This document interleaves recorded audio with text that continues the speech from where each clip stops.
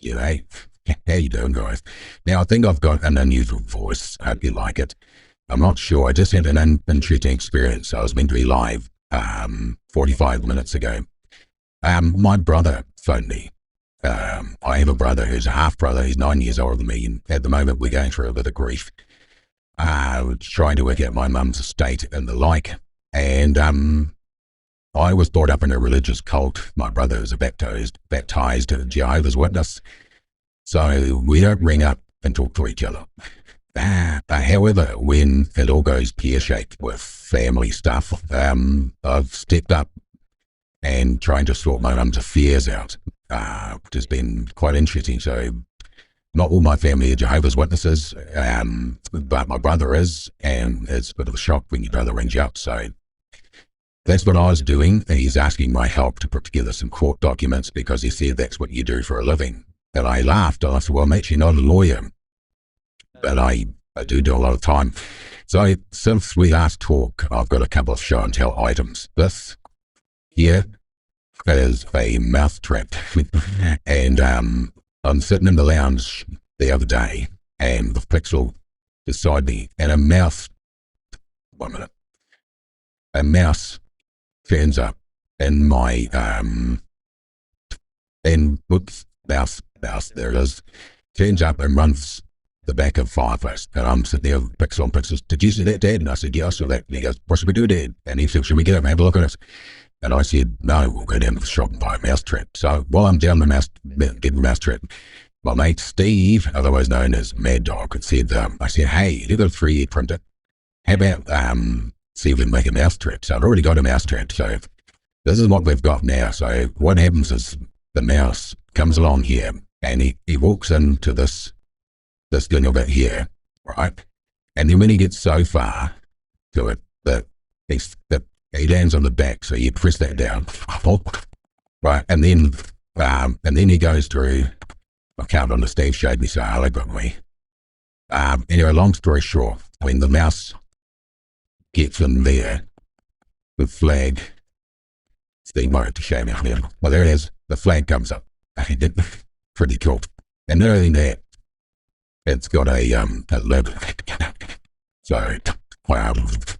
But look at the top of this and the back. That is a spring. So when you put the lid on it, for now looks like that. So that's that was exciting today. Something my show and tell. And the next thing is yesterday I showed you that I had a stream decky thing. All right. And I said I'm doing these new voices just for a bit of fun, so I can go into Zoom meetings. And he said you'll need a bigger stream deck. So now I've got Steve, Father Christmas Steve, stream deck. It's bigger. So I showed everyone how I used my stream deck yesterday. And I'm only assuming I haven't listened to my own voice now, but I'm sounding like somebody else at the moment under it. So I want to do a bit of a demo. All right. So now I should have a different voice again. Am I correct? So this is what I'm going to call voice number 2. And then we're going to go through. This should be voice number 3. Now, I am a wee bit curious to see whether the sound is actually coming through, because I do want to go into a few Zoom meetings. So this is what I'm going to call voice number 2. Oh, it doesn't even really go. Oh, I'm excited now. So there's voice number 2. Now we're on to voice number 4. So I'm going to be going into the Zoom meetings. And while I'm doing that, I can actually now go into Zoom meetings like this. And I can actually go in there and have a lady's voice or a man's voice. So things are going to get a lot more exciting. And I think it's just that how to work it. Oh, now, have I got a echo now? Because I think I will have an echo now, but I am so curious. I need to listen to myself, which is going to be a bit tricky. So 1 minute, please, Colin. It's coming through. All right, so I'm just going to have a listen to myself. Now, have I got Now, have I got a echo now? Because I think I will have an echo now, but I am so curious. I need to listen to myself, which is going to be a bit tricky. One minute, please calling. It's coming through. Alright, so I'm just going to listen to me now. Well, a little bit confusing over there, but we can't do that because it's going to get confusing. But I've muted the sound. But if I want to listen to the sound that comes in through a Zoom meeting, I have to turn it on, which I'm not too. So I'm actually going to unmute it. So at the moment, I'm hoping that I'm not echoing too much where it's ridiculous. But I have actually opened up a few Zoom meetings to see whether I could find a live Zoom meeting so we could have a little bit of a play. And then I've got a blog that I want to write, which is a wee bit overdue. So I was going to do that today. So it's not going to be the most exciting broadcast that we've got. But I actually had these meetings open all night long, hoping that we would find some of the Zoom meetings that we monitor, whether they're still doing their thing, so to speak.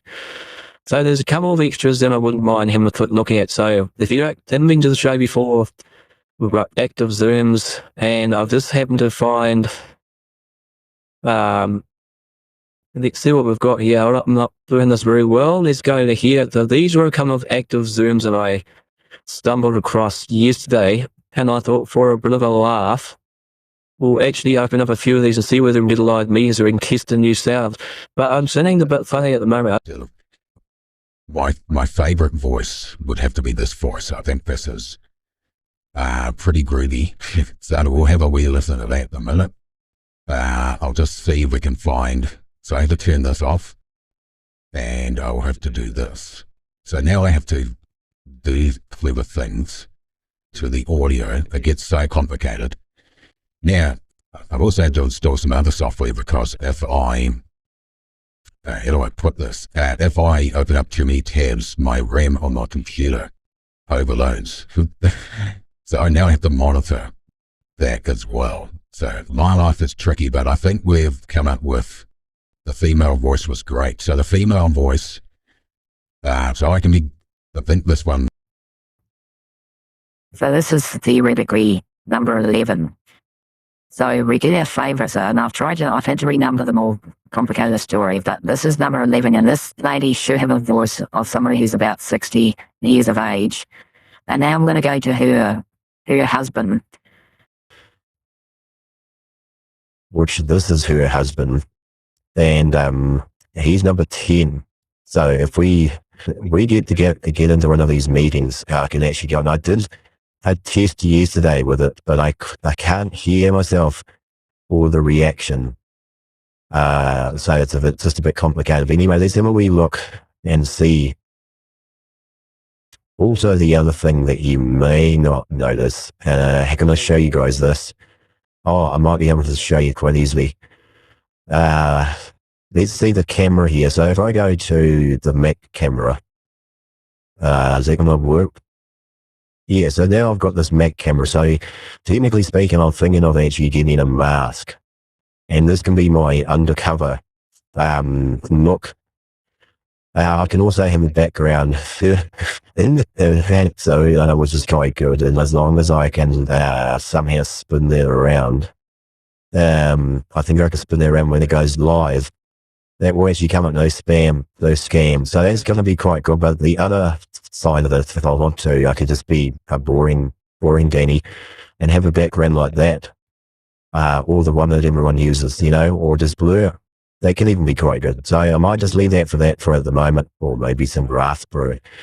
Or maybe I can pick up, or at least have a wheel up to see what else we've got there. Or maybe I can pick out the scheme for the day. I had to reverse it. So we're having a bit of fun there. So there's number 10. So we're going to go to a younger guy. And here's number 9. Number 9 is what we're doing. Hey, Neve, nice to see you here. Don't miss a second. Don't miss a second. Ask one of the professors for AI maths recommendation. You're funny guy, Neve. You're quite funny. You're quite funny there. That's a pretty clever thing to say. So war room, no scam. the Avengers hooked in. They will be using that one minute, please. No scam. That one there. We could use that one there. Those scams are on the wrong way though. But anyway, you see what we're doing here. This is where I want to take it. Next thing, Trilogy Media and Barogi will be hiding it. Or I can literally use this screen here.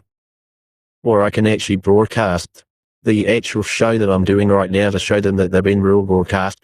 Or I can go straight into a nice op on me. But this is the other problem I have. Is if I tick the right buttons, there we go. Now I'm looking back and I can talk to people like this. But if I can talk to people like this, they'll know who I am.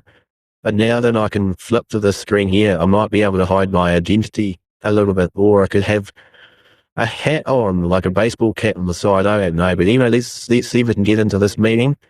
Any live Zooms going at the moment? That would be quite cool. And now we're going to go to number 14. So you guys, instead of doing a 7 in the chat room, we can do a number 14 voice, and we can have a bit of fun. Let's see. Let's make sure that my CPU's up to 80, RAM's up to 81. But we're sending a right, aren't we? We're not too bad. Is anyone complaining? I'm selling pretty cool. The only problem is, I'll show you what the problem is. If I decide to play a video, so let's go play a video. Let's go to CoffeeZella's video. And I want to know whether the standard after a PLG program. So, does this come through normally as I'm reading and play with you? And if you don't want to, I hear by our rules or the structure, that is a tremendous success. And you just have to read for your first. So, there's a private equity that's these are really never switch brains. Friend of this option, and this sounds to be true. That is given to be true. And you can hear that guy that they came around us. Friends, and can you not hear that? They didn't do any public advertising. Now, there's a little Patrick there's something I should say, or I have to under me passing down for myself, raise my family, and basically enjoy life. Right? So that's any these schemes in the rotten word of mouth. Now, Danny's right here. Goliath was mostly run on word of mouth, and it was tough because of that to find claims early on because this thing was very hush-hush. It wasn't until I found someone who actually was on the inside, an investor, where I learned what this whole thing was about, why people were investing billions of dollars. I got into Goliath via trust. I've heard a lot of stories and other people getting in. Alrighty, so now we're back to where we start. And I'm assuming that the sound wasn't terrible. Now I'm going to listen to this back and I'm going to figure out what went wrong, what went right. And that's basically it really. So now I need to switch this off, and that isn't that easy. So now what I'm going to do is I'm going to switch back to my normal microphone. So if a vocal comes in, normally. So you should have my normal voice. Am I correct with that? What's the story? So Danny will have to have a quick listen to himself. So I'm going to pause for a wee bit so I don't get double sound.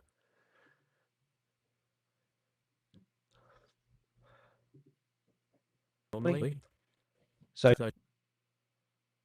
my normal voice. Am I correct with that? No. So now I've got an echo. So now what I need to do is I need to switch that off. I need to control something clever on the keyboard.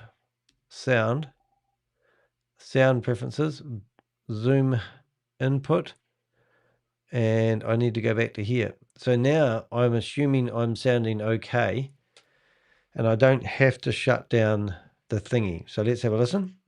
Listen to himself. So I'm going to pause. Correct with that. No. So now I've got an echo. So now what I need to do is I need to switch that off. I need to control something clever on the keyboard. Actually switching sound, fixed it, didn't it? Sound preferences, zoom input, and I need to go back to here. So now I'm assuming I'm sounding okay, and I don't have to shut down the thingy. So let's have a listen. Listen to himself. So I'm going to pause. Okay, correct with that. No. So now I've got an echo. So now that's great. All right. So I'm happy with that. So now I've got no voice changer on. And the other thing I can do is I've now switched microphones altogether. I'm now in a room mic. So you should actually hear a little bit more echo. But that's another microphone. That's another story. And now we've gone back to my normal mic. So let's see, we can have a bit of fun. So as quick as I turn all that off, I could turn it back on if I had to. But let me get on to what we were actually hoping to do today. I will leave these meetings open because I'm monitoring them. They've been going for 12 hours. I want to see who's doing what. So we may get a few interruptions. Right. So what are we going to do today? Well, the first thing I'm going to do is open the wonderful Chat GPT. And I'll just get that off the screen for a wee while in case I incriminate anybody. And the business, there's two things I want to do. So well, first of all, it's the we want to actually work on the story that we did about this individual here. Wasn't that amazing? It must have created me another image when I finished. And then we had this one here, which I think that's the one I used, Follow the Money. And that's the other one that it asked me to create, but it's obviously created a whole lot more. So I don't know why I didn't see that one. But anyway, that's the image I've used. And now we've gone through. So since what's happened here is I have written to Valerie, and I'm just going to check my emails.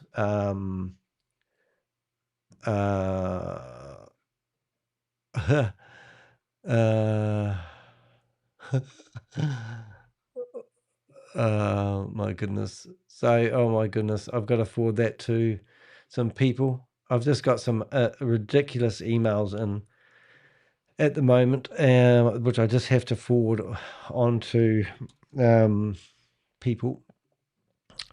Okay, so we've got that. 1 minute, please, Linda. Unreal.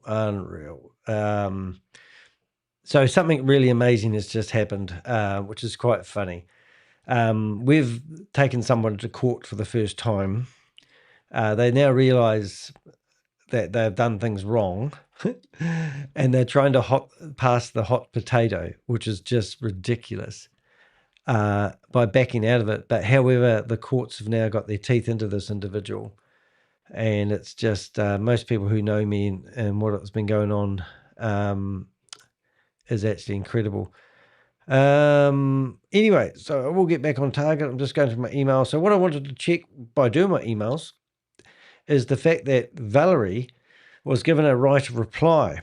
Now, Valerie's right of reply was a lady that was trying to be an Avenger. And she come to me and she basically said she was a victim of BG wealth sharing. The video comes through as the voice. Is that current? We're all good at the moment. So if I'm, just so I know what you're saying, so I'm just going to go back to CoffeeZilla. And am I still doubling up with voices? Am I echoing? I think I am, because I've got no other sound coming in and I can see something happen. So I'm just going to turn my echo off and on, which will take at least 8 seconds.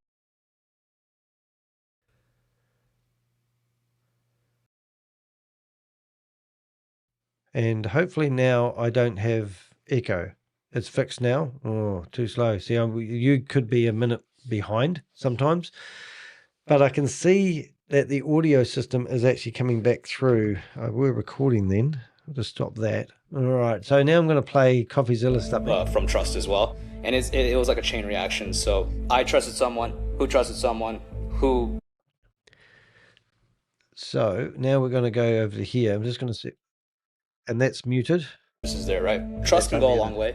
I remember the day that I was told about the investment opportunity. So you can hear that February 9th, 2024. That was the day I was told about it. All right. Tell me now what the pitch was to you. I'm going to switch these screens, guys within this private joint venture fund, they invest the money into liquidity pools. And I'm not going to tell you that I know and that's cool. And then, there is one other one I want to do, and that is the one at the end, which is large screen, which I use for when I'm recording. And you can actually see a few things have happened since I've done that. So I'm just going to put things back. Thanks for helping me here, guys, but it sort of helps if I can do it live. And now I need to turn on my camera. And you can see me down here. The lighting I got really cool. Yesterday I went to a lighting shop and I wanted to buy a brand new light, like every person that has a YouTube studio. And I walked out, instead of spending $1,000 on a new light, I walked out with some tissue paper and I got one of my old lights, which is over here, which is actually, I put it over the light to diffuse the cut of the light. And then I've got my main light, which is here, which is looking a little bit bright. And you can see that I'm pretty even when it comes to color. Now, I'm just going to show you the difference, because if I go up to, I'm just going to go extreme. If I go up to 80%, you'll see that I'm actually quite bright, but I'm actually not too bad when I'm looking at my actual color. But I'm trying to stop the shadow under my eye, so the lights could come down a little bit. But anyway, I don't need to have the light that bright. But in fact, I might just leave that one that bright for a wee while. Anyway, so that's good. All right, thanks very much, guys. So back to what I was doing. So what we did is we wrote to Valerie, and we said to Valerie that you're not a victim of BG wealth sharing. You now started promoting this QV Markets. And we basically want her to explain what she has. So we've given her 48 hours to reply to that, which we're going to listen to. Hi, Valerie. Thank you for your reply. To clarify, my investigation is primarily about your public conduct, your public statements, and your promotion of QVI Markets, not about Robert. I'm not asking Robert to answer questions about himself. I'm asking you to explain your own actions and representations. As the public face of Finance Queen, the host of QVI live streams, and someone actively encouraging people to join through your Telegram channel, you should be able to answer questions relating to your own involvement without needing approval from someone else. If there are specific questions relating to Robert that you cannot answer because they concern him personally, I will simply note that you were unable to answer those particular questions. However, that does not prevent you from answering the many questions concerning your own role, including your relationship with QVI Markets, whether you receive compensation for promoting QVI, your due diligence before recommending QVI, your public statements made during your live streams, your recruitment activities, the role of Finance Queen LLC, your use of QVI promotional material, your own investment strategy and recommendations. Those are all matters within your own knowledge. As a matter of fairness, I offered you 48 hours to respond before publication. I believe that remains a reasonable time frame for questions relating to your own conduct and public representations, so I won't be extending the deadline. If there are any questions you genuinely cannot answer because they relate exclusively to Robert or another third party, simply state that in your response. I will accurately reflect that in my reporting. I remain happy to include your responses in full where appropriate, and I encourage you to answer as many of the questions as you can before the deadline. Right. So after I wrote to her originally and said we want answers to all these questions, I received a reply back from her, and this is what she said. If you want an answer, you will have to extend the deadline beyond 48 hours. Robert is an important man and he doesn't work on the weekends. I will have to okay any response with Robert. Okay, so Robert who is the first question I'm asking, and then the last paragraph. You can wait for his response, or you can continue to make assumptions. We both know you'll do whatever you think will get you more clicks and more money. Yeah, so there's a real bitchy reply from someone who claims they're a victim, who I believe is a calculated scammer. So we've done everything right here. We have actually, she said she wanted more than 48 hours, which we've given her. We're going to hear from Robert, but we've heard nothing from anybody. But we have had one response online, which is, so this was 3 days ago, this video, so you can see it's 3 days ago. So we've waited enough. But interesting enough, she's posted a reply, and I'm hoping I can do something clever with it. And I don't, it's quite a, it is actually a victim reply. So I think if we get back to here, so we've got a lady called Valerie, and 3 days ago she published a response immediately after I finished the video. So we continuously tried to get her to come on the show. She was even in our chat room, and I actually would be it would be rude if I didn't actually ring her now and actually ask her why we haven't received the response. Anyway, so what she's actually gone to YouTube and she's reported the video as cyberbullying.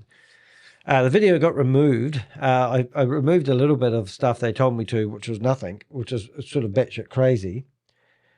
And the video's been put back. So it's really weird. So I think what we'll do now is we'll ring up Valerie and see if she wants to talk to me. But the other day she was in the chat room. She wouldn't talk to us. She wouldn't come online. She promised nothing. And now she's published that video. So I'm going to show you something first. But first, let's ring up Valerie and see if she wants to talk to us today. Phone's ringing.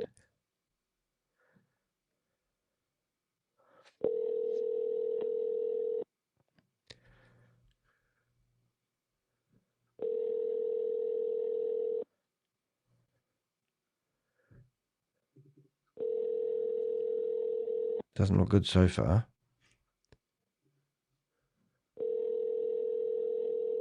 Still doesn't look very good so far.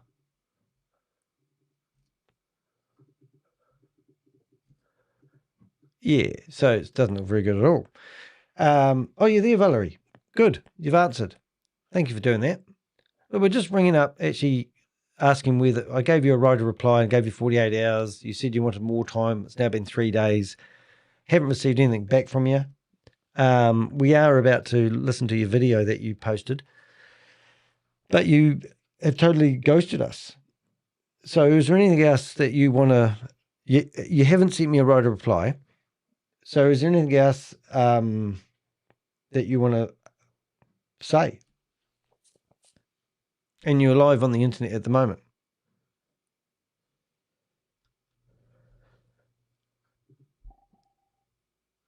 Valerie? So are you still promoting QVI? So we're live on the internet at the moment, and you'll be in the chat room. You're welcome to come on stage, but at the moment we're going to go through your video that you posted, and your video didn't actually answer any of our questions. It actually went on more about your welfare, which we're a wee bit concerned about, to be honest. But what I'd like to do is actually use that, and we're going to put together a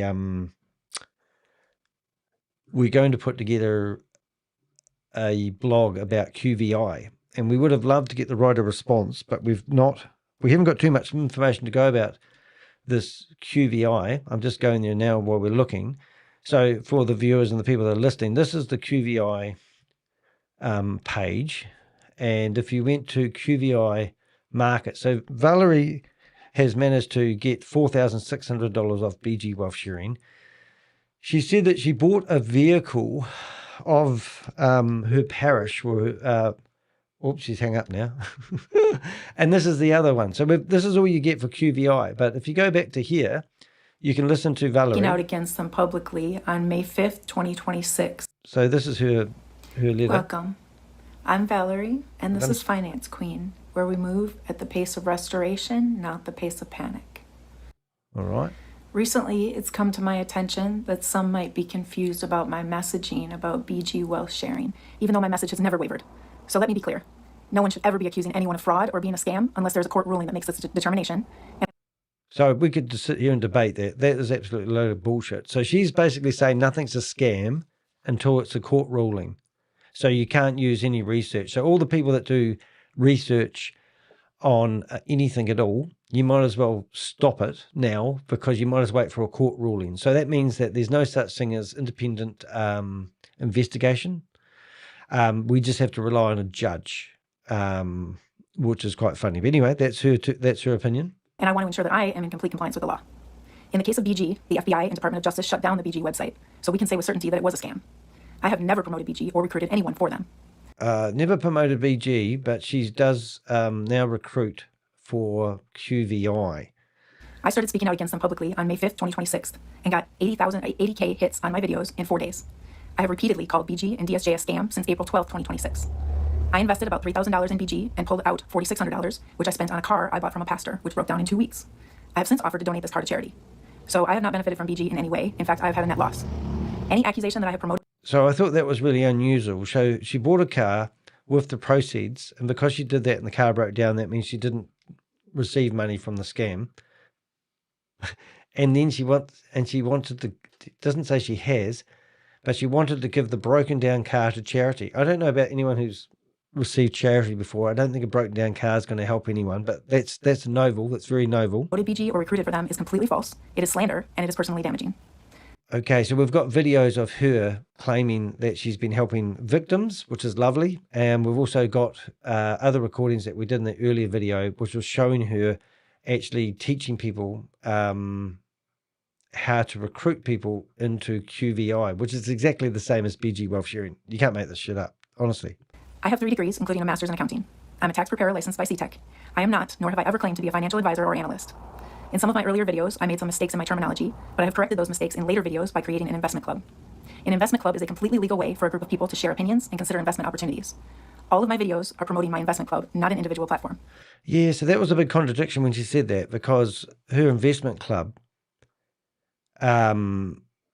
is all about reading a Ponzi scheme before it falls over. And, you know, like she's since this video, she's actually removed content off her website. So if you go back to my videos, you click on the shorts, there was 4 short videos. There's actually, looks like there's a new one, but that she's removed 4. And then if you go to the lives, she had 2 lives, and one of them was promoting QVI. Now, QVI is ran out of human trafficking compounds, but it is kind of funny that she's done that. So if we were going back, looking at Danny here, and we go to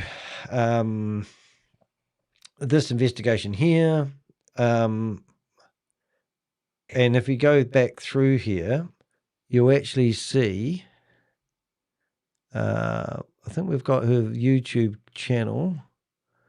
So this is what she's promoting.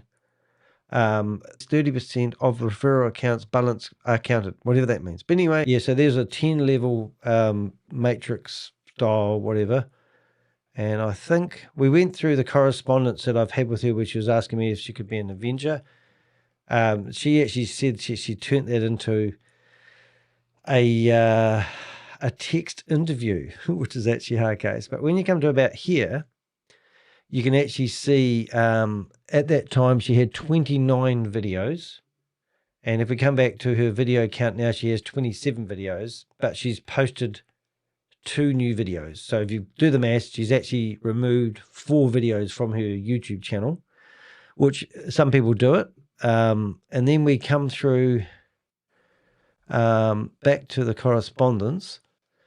What else have we found here? So in here, this is her meeting that she had on her YouTube channel.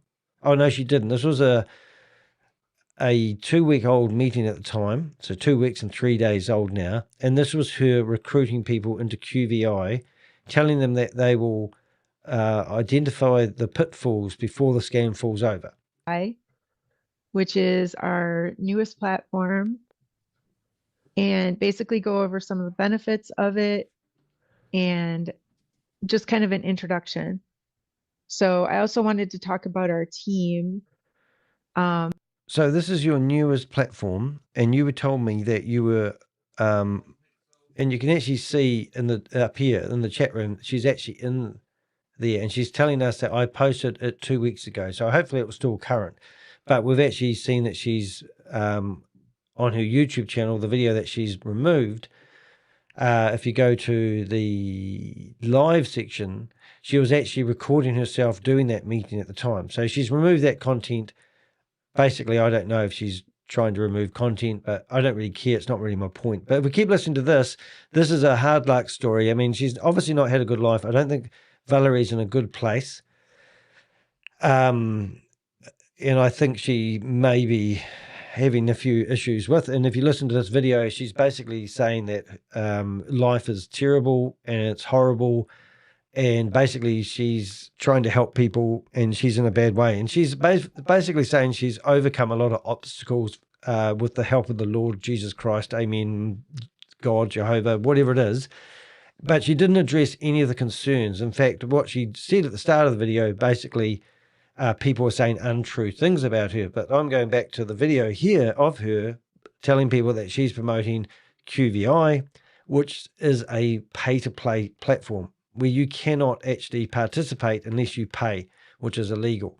So that's the proof, and you can look up the legal documents if you want. But anyway, so what I've just done is we can listen to Valerie as she goes. It's not a very nice story, but it's her way of saying I'm a victim, and we should feel compassion and let her carry on scamming and claiming to help other people, which I strongly disagree with. In addition, nothing I have done or said has given me any financial profit, unlike others who make a living by tearing others down. Okay, so nothing she's done has given her a financial profit. She just said herself that she managed to get $4,600 out of the system. She paid $3,000 into it initially, and she bought herself a vehicle. But because the vehicle broke down, that isn't a profit. But excuse me, you could have spent that on gold bars and lost those gold bars. It doesn't mean that you didn't purchase gold bars with profit money. So it's really, really crazy. No scam. God please you, Mr. Danny, for your work. Oh, thank you very much. It's very, very kind. It's very nice comments coming in. But yeah, so what I'm doing with the purpose of this video, I'm going to put out a blog about Valerie and about QVI, and she's using this video to deflect the questions that I asked her. I emailed them to her. I emailed them to 2 email addresses, the one that was on her YouTube channel and another one that she was using on another platform. And it was her name @gmail, and it bounced back. It got returned for receiver. But I know she's received it because I've told her verbally on the phone, and we're just talking to her on the phone. We're not talking to her. It's a one-way conversation. So let's just show you what I do with this information, because I think this is really relevant. I'm just trying to find what I just did. So here I've got Valerie. So now I want to update this here, and I want to say, hopefully, we have waited over 3 days for Valerie or anyone from QVI to respond to our right of reply. I've even made a phone call to Valerie today, and she will not talk to me on the phone. She has done a reaction video, and it's quite sad, but I think it's more about deflection. I have included the transcript below, and I would like to use the response that we got in the blog that I want you to help me create. Right, so now we're going to paste that in there, and here is the actual her transcript. Now remember, we're OSINT investigators, so here you can see here she's been in the scam since the 12th of October. I don't know if that's quite right. Anyway, I have repeatedly called BG and a scam since October the 12th. She invested $3,000 in BG and pulled out $4,600. Now, I'm sorry, but my math says you made $1,600 profit. And I would challenge the fact that that she didn't recruit anybody into it, because I don't believe she didn't state how much she had when she pulled out $4,600 left on her BG Wealth balance, because most people won't take out the whole lot. And when they get the money out, she claimed that she thought it was real. Now, these are her words, and that's the transcript from her video, which is actually breathtaking. She also claims that her YouTube channel went viral. So I'm not sure whether her YouTube channel went viral. I know that she also does have a Facebook page. So I'm trying to add a myth here. So if I'm looking at her channel numbers, it tells me that her YouTube channel has actually had 67,000 views. Now, she has deleted a couple of videos, and I'm not sure when you delete a video that's had views, those views disappear. I don't think they do, but I'll just give her the benefit of the doubt for that one. So when you click on here and you submit and click there, you can do that yourself. I'll put her in there. Her email address is the one I emailed, and it bounced back. So I'm not going to do that now, because I want to keep this video pretty clean. I don't want any reason for anyone to complain. So now what we're going to do is we are going to go, I'll just bring it up. We're going to go to my, let's just bring that out of here. I'm just going to go to Millinote and see if I can find her. And I'll give you an idea or a reason why that made much sense then. But I want to show you why we go hard after people that are relentless at promoting these opportunities. BG Wealth Sharing, in my opinion, is a billion-dollar scam. People all over America promoted it, and now they sleek away, which is absolutely disgusting. So we've just chased down a $400 million scam in America, and we just had one of their lawyers from the guy that was running the scam come out and say that everyone that thought they would get away with taking money off a scam, the guy that ran the scam has now turned on everybody that was co-conspirators, and he's basically throwing them under the bus so he doesn't get 50 years in jail. So all these people here that may not have been running the Ponzi scheme or the scam called BG Wealth Sharing are co-conspirators.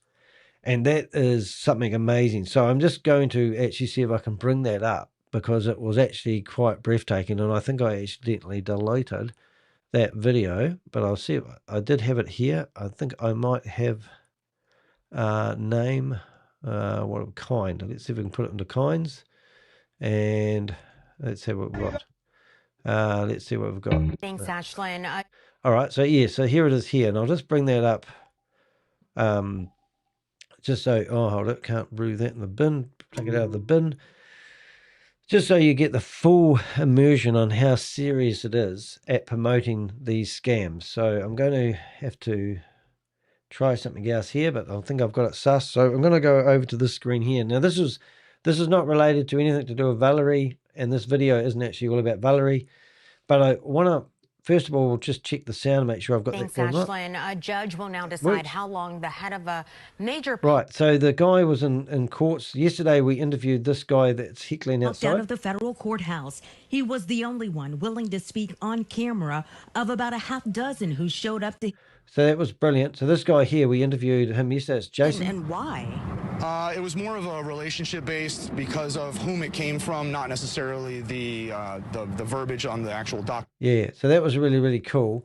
But this was the part where people who think they can promote these Ponzi schemes and scams don't realize, and that's why I'm bringing this part up now. Guild, his attorney saying much more. We welcome the opportunity for this community and for the victims to understand who is culpable, who profited, and who, in addition to Mr. Delgado, should be held accountable. Delgado faces up to 50 years in prison, but could face... So that's the guy that was running the scam. And then we come back to this screen here, and you can see all the co-conspirators that were promoting BG Wealth Sharing. And unfortunately, Valerie, who's claiming she's a victim, has actually been in here. We've got her company registration. She's actually set up a company. And then we've also found her on Facebook. And what I'm getting at is on the 13th of June was her last post, but she may have got a few views on her videos, and that may be where she is claiming that she's gone to 80,000 views. But going by my calculations, unfortunately, Valerie, I don't see 80,000 views. I do see 67,000 views, and it's pretty cool. But I think you might have stretched the truth a little bit there. It's a nice pretty cat you got there anyway. So that was cool. All right, so that's not what I wanted to show you, but we've got the transcript out of the video. We've gone back to here, and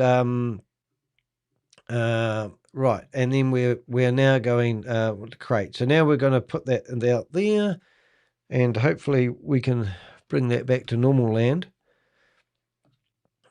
And we're going to listen to Valerie's response. Right, so we're going to get this read. So in response to your video, where you basically told everyone that you're a victim and you've had a lot of trauma to overcome, we're going to actually put that into AI using all the notes and all the other correspondence that we've had, and listen to what AI has said about it. Not my voice. I actually think this response is far more revealing than she probably intended.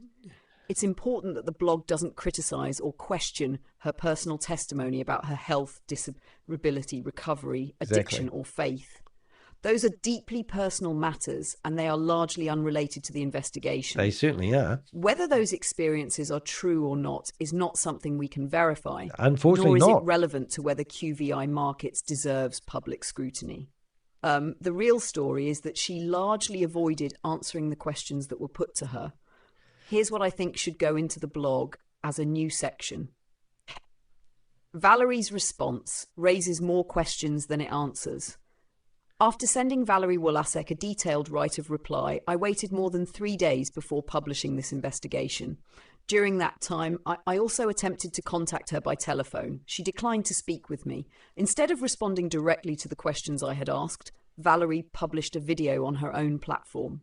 The video was presented as a response to criticism, yet much of it focused on her personal journey rather than the evidence surrounding QVI Markets. She spoke at length about her military service, disability, addiction, recovery, Christian faith, and what she describes as miraculous healing. Those are deeply personal experiences, and I make no comment on them because they are not the subject of this investigation. What is notable, however, is what the video did not address.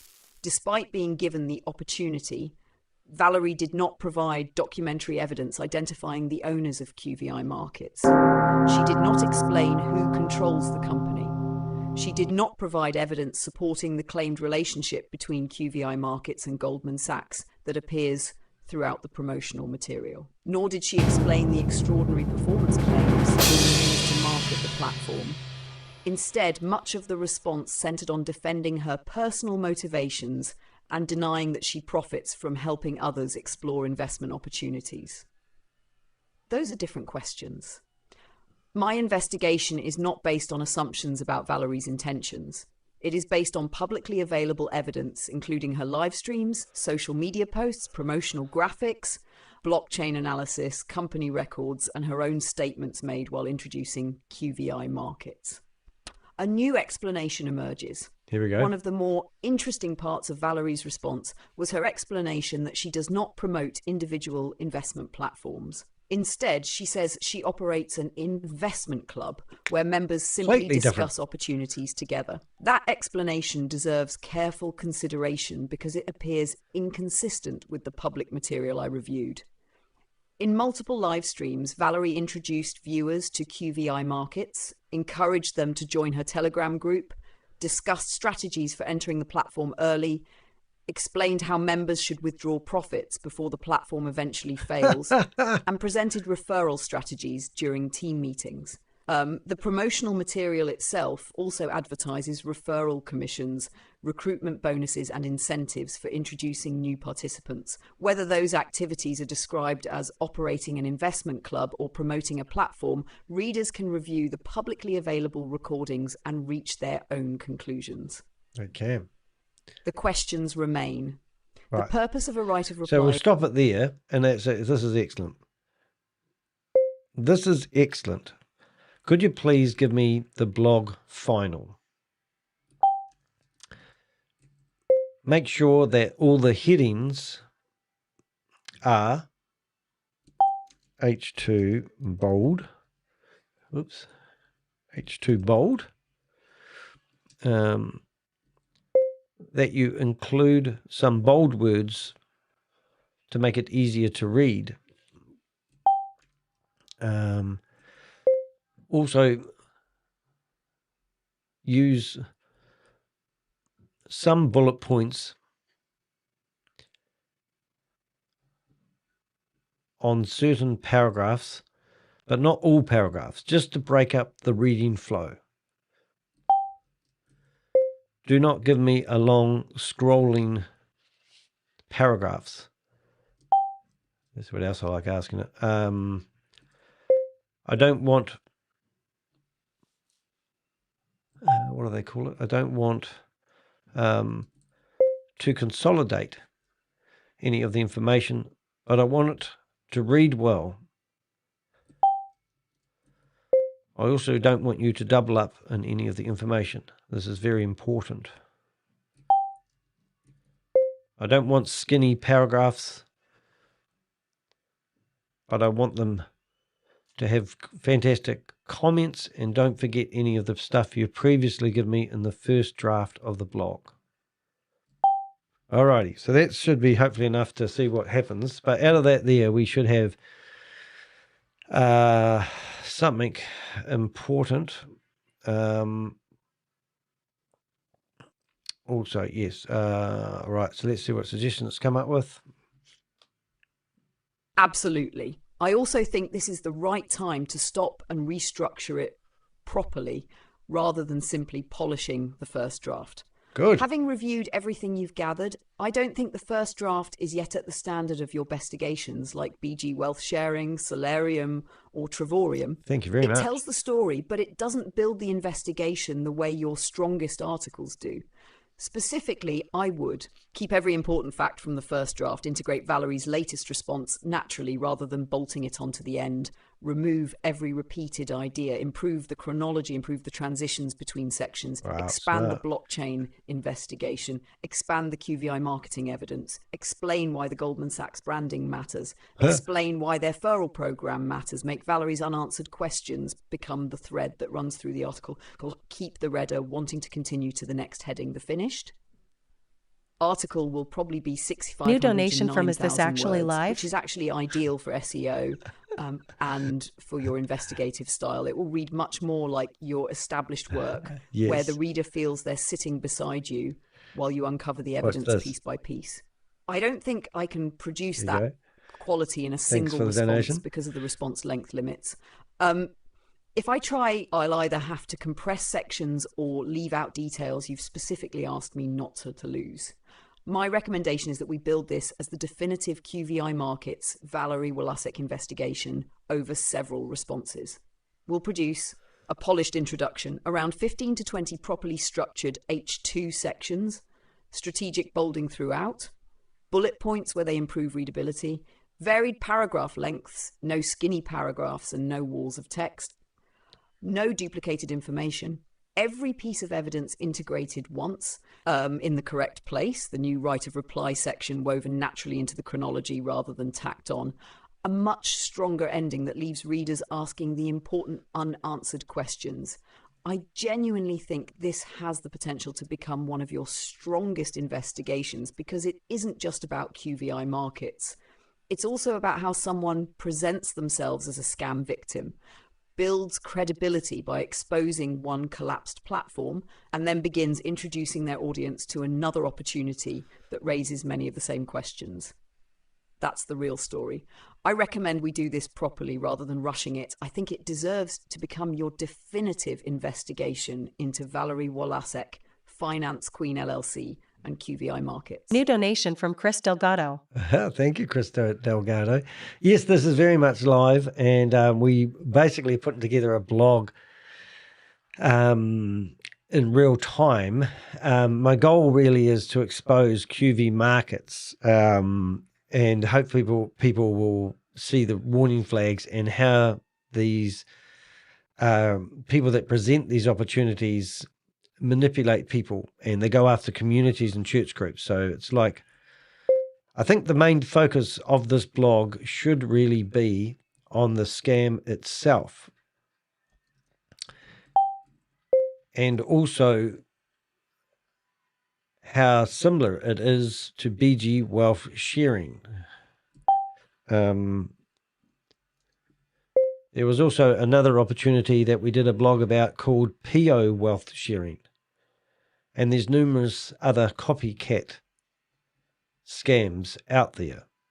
So it was a real shock when I found someone who claimed to be a victim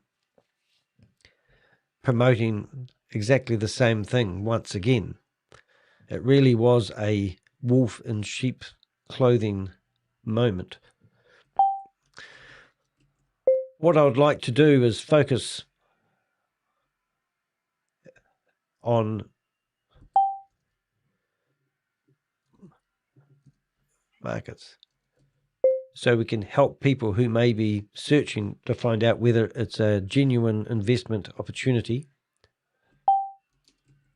And obviously Valerie, who claims to be a genius in the financial world, by calling New herself donation from Puneet Shah.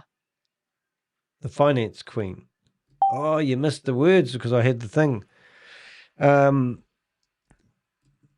Let's start doing one paragraph at a time. Remember, I would like a good quote at the start that really captures people's attention. So how about you give me the introduction, and then every time we do a new section, I will just write the word next. Please keep the commentary to a minimum so I don't accidentally copy this into the blog. Alrighty, so let's see what happens. Thank you, Puneet Shaw. And I know who that is, by the way. You're just naughty, and stop giving me all your money because your wife will tell you off. But really do appreciate the support. The goal should be to get me in to America. That's what I'm trying to do at the moment. Now, somebody said today that that date, the 8th of October or November, I forgot what it is already, may not be a locked-in date. We don't know. This is not my normal paragraph. It is a wall of words. I would not publish something that looks like this. Please try again, and this time break it up a little bit with some spacing between sentences. Let's get the formatting the way I normally use it. Normally have it. All right, so let's try again. So that's my first paragraph, bit disheartening there. It already stuffed up. So once we get started, that's... New donation from my wife went to bed. Oh, God, mate.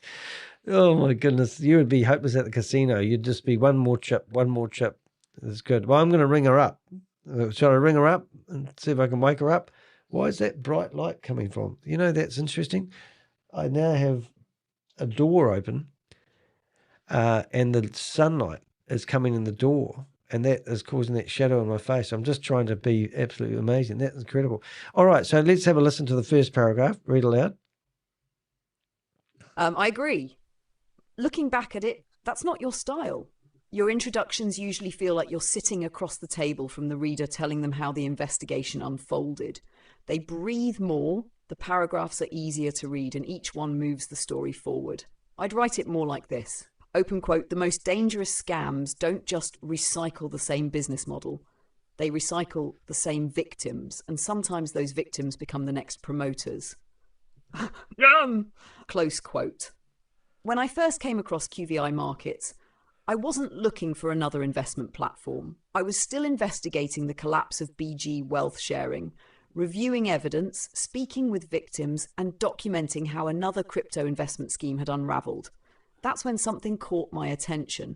A woman calling herself Finance Queen, Valerie Walasek, reached out to me claiming she had also been caught up in BG wealth sharing. She spoke about helping victims, exposing scams, and preventing other people from making the same mistake. At first, I thought I was speaking with someone who had learned a very expensive lesson. The more I researched Valerie, however, the more the story changed. Instead of simply warning people about collapsed investment schemes, she had started introducing her audience to QVI Markets, a brand new cryptocurrency trading platform displaying many of the same characteristics I'd already documented in BG wealth sharing, PO wealth sharing, and numerous other copycat investment schemes. That was the moment this stopped being a story about one promoter. It became an investigation into QVI Markets itself, how it was being marketed, who was promoting it, and whether history was about to repeat itself once again. Yeah, so that's the first paragraph. So now let's go next, and theoretically it should ping out the next paragraph, and that's how I do most of my blogs. So let's see what the next paragraph. See, and that's the sort of paragraphs I like, and it's sort of got its mojo now. So let's copy that and let's listen to this one. What is QVI Markets? Like many of the investment opportunities I've investigated over the years, QVI Markets presents itself as a sophisticated trading platform capable of generating consistent returns through technology rather than traditional investing. Promotional material claims the platform uses AI-powered trading, copy trading, and professional market analysis to deliver profits. Prospective members are told they can earn from daily trading signals while also building an income by introducing other people to the platform. On the surface, it sounds polished. The websites are professionally designed. The marketing graphics are visually impressive. Social media is filled with screenshots of successful withdrawals, profit calculations, and testimonials from enthusiastic promoters claiming they have finally found the answer after losing money elsewhere. I've seen this pattern many times before. The branding changes, the website changes, the promoters change, but the underlying sales pitch often follows the same formula. Advanced technology, passive income, referral rewards, and the promise that this platform is somehow different from all the others that failed before it. That alone doesn't prove QVI Markets is illegitimate. It does, however, provide enough reason to begin asking the questions every investor should ask before sending cryptocurrency to any platform. Who owns the company? Where is it legally incorporated? Who controls the trading? Can the claimed returns be independently verified? Is there regulatory oversight? Those were the questions I set out to answer. Instead of finding clear, transparent answers, I found a growing list of inconsistencies that deserved much closer examination. Yeah. So what, I don't know if you notice what I'm doing there, but I think it would be quite good to include a picture. So I can come to here, upload, and normally we have a PDF, not a PDF, sorry, what do you call it? PDF, QVI Markets. We do have a PDF, a pitch deck, QVI Markets. So now we're going to have this big ugly picture, but let's make it easy. We're going to make it centered, and now people can actually get a better idea, I suppose. And hopefully we can carry that on at the bottom. It's going to be close. Alrighty, and that will give people a good idea. So what we're going to do, we're going to do a preview of the blog. And we start off with a nice big meaty, I've got QVI Markets up there, already stuffed up. So that's good. So now I can go back and take that out of there.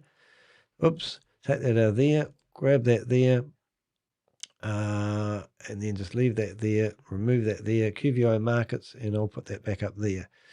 So it's not very exciting today, guys, but I want to get this monkey off my back and open up a new window because we don't want it. And then we've got this big picture of what they offer. So anyone in their right mind would look at this and go, QVI Markets introduced a global referral program designed to empower your network and reward your ability to invite. So it's not about the product, it's about the recruitment.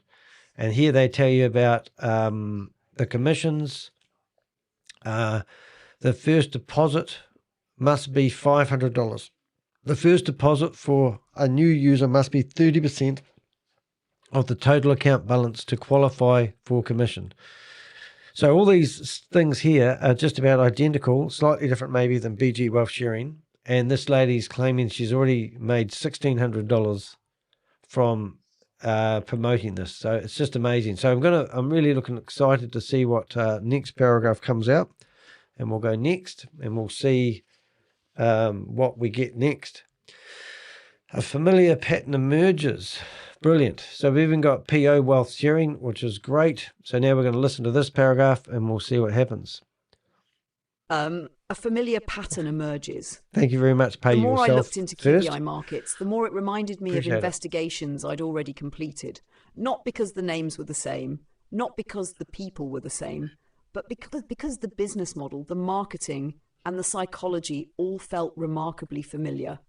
I've spent years exposing platforms such as BG Wealth Sharing, PO Wealth Sharing, and numerous other cryptocurrency schemes that promised financial freedom through trading, artificial intelligence, or exclusive investment strategies. Every one of them claimed to have discovered a better way to generate wealth. Every one of them had promoters insisting, this one is different. Every one of them attracted people who had often lost money elsewhere and were desperate to recover their losses.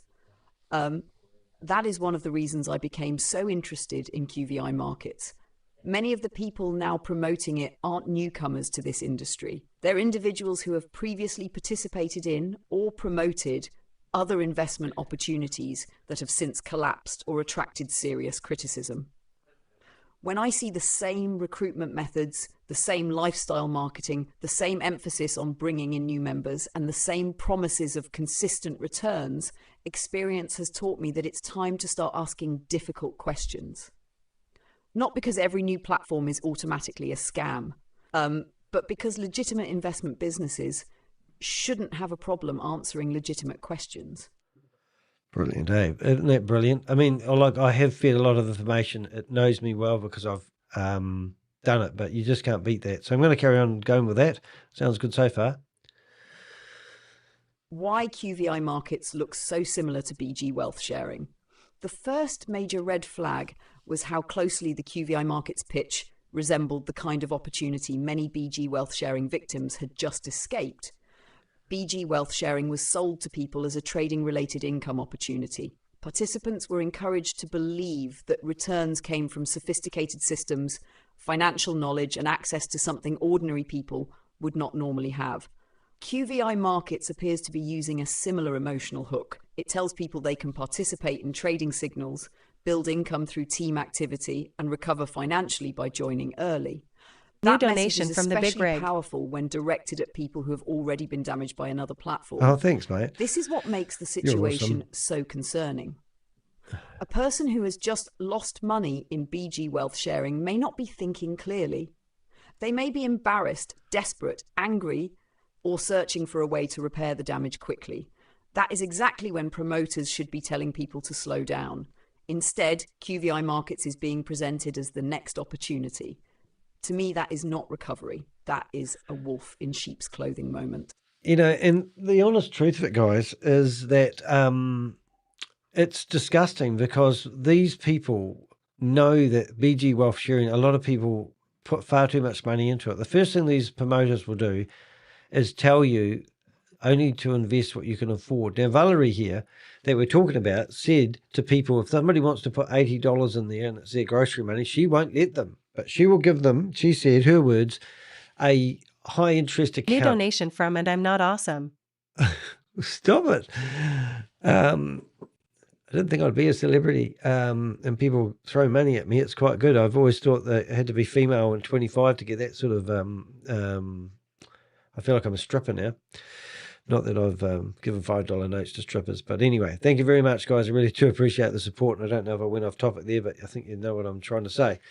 My point is with Valerie here, she's claiming that she's trying to help victims. And she's also saying to people who are trying to get out of whatever chaos they've got themselves into financially, that by listening to her advice, she wants to take that on board. Now, last time I heard, you had to be a regulated financial advisor to give this sort of advice. About the wolf in sheep's clothing movement, you know, which is absolutely crazy. So what I'm doing in the background here, I think, please tell me I haven't accidentally shut down the blog. Please tell me I didn't accidentally do that. Reopen the tab. Oh, no, I haven't. I know what I've done. It's all right. Remain calm. Remain calm. That was a highlight. I'm building it in the background here as we speak. We'll just have a quick look and see if there's anyone in Zoom meetings that we can terrorize, because that's what we do. We're monitoring these meetings, hoping for somebody to go for a live meeting. Sometimes they start up a live meeting. I don't get to hear about it until the meeting's ended. And at the moment, we can't see anyone there. Hello, Valerie. And away we go. So that's quite cool. So let's have a look, listen to the last paragraph. New donation from Are You Going to Take Your Shirt Off?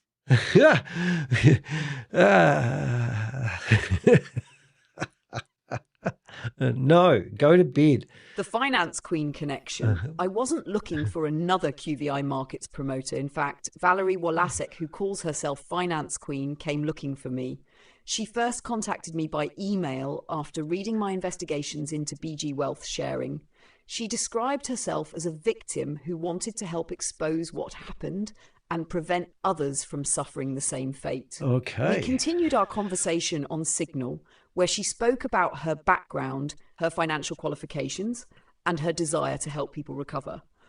On the surface, it sounded genuine. Then I started researching her public content. Her YouTube channel, Finance Queen, had rapidly become a source of information for BG Wealth Sharing victims. Many of her videos focused on the collapse of BG, advice for victims, legal issues, and helping people move forward after losing money. Then the content changed. New donation from you, Almost naughty man, overnight, ha ha ha. the channel began introducing QVI Markets. Videos appeared titled Introduction to QVI Market, QVI Info, and QVI Team Meeting. Instead of documenting the collapse of one investment platform, Valerie was now publicly introducing another. That was a significant turning point in my investigation. It wasn't simply that someone had found a new opportunity. It was that someone who had built credibility by speaking to BG Wealth sharing victims was now encouraging that same audience to consider joining QVI Markets. That's when I stopped investigating Valerie as a victim and started investigating QVI Markets as the story. Ooh, the plot thickens. So yes, the question is, if you did listen to Valerie's video here, you would, she's obviously trying to tell people that she's a victim if you just listen to it a bit There more. are many in this world who live for money, and they just can't conceive of how Good, she's talking really fast today. a person can be motivated by something else. These people will always project their own greed on everyone else. Like George Bernard Shaw said, never wrestle with a pig. You both get dirty, and the pig likes it. Or God says it another way in Matthew 7:6.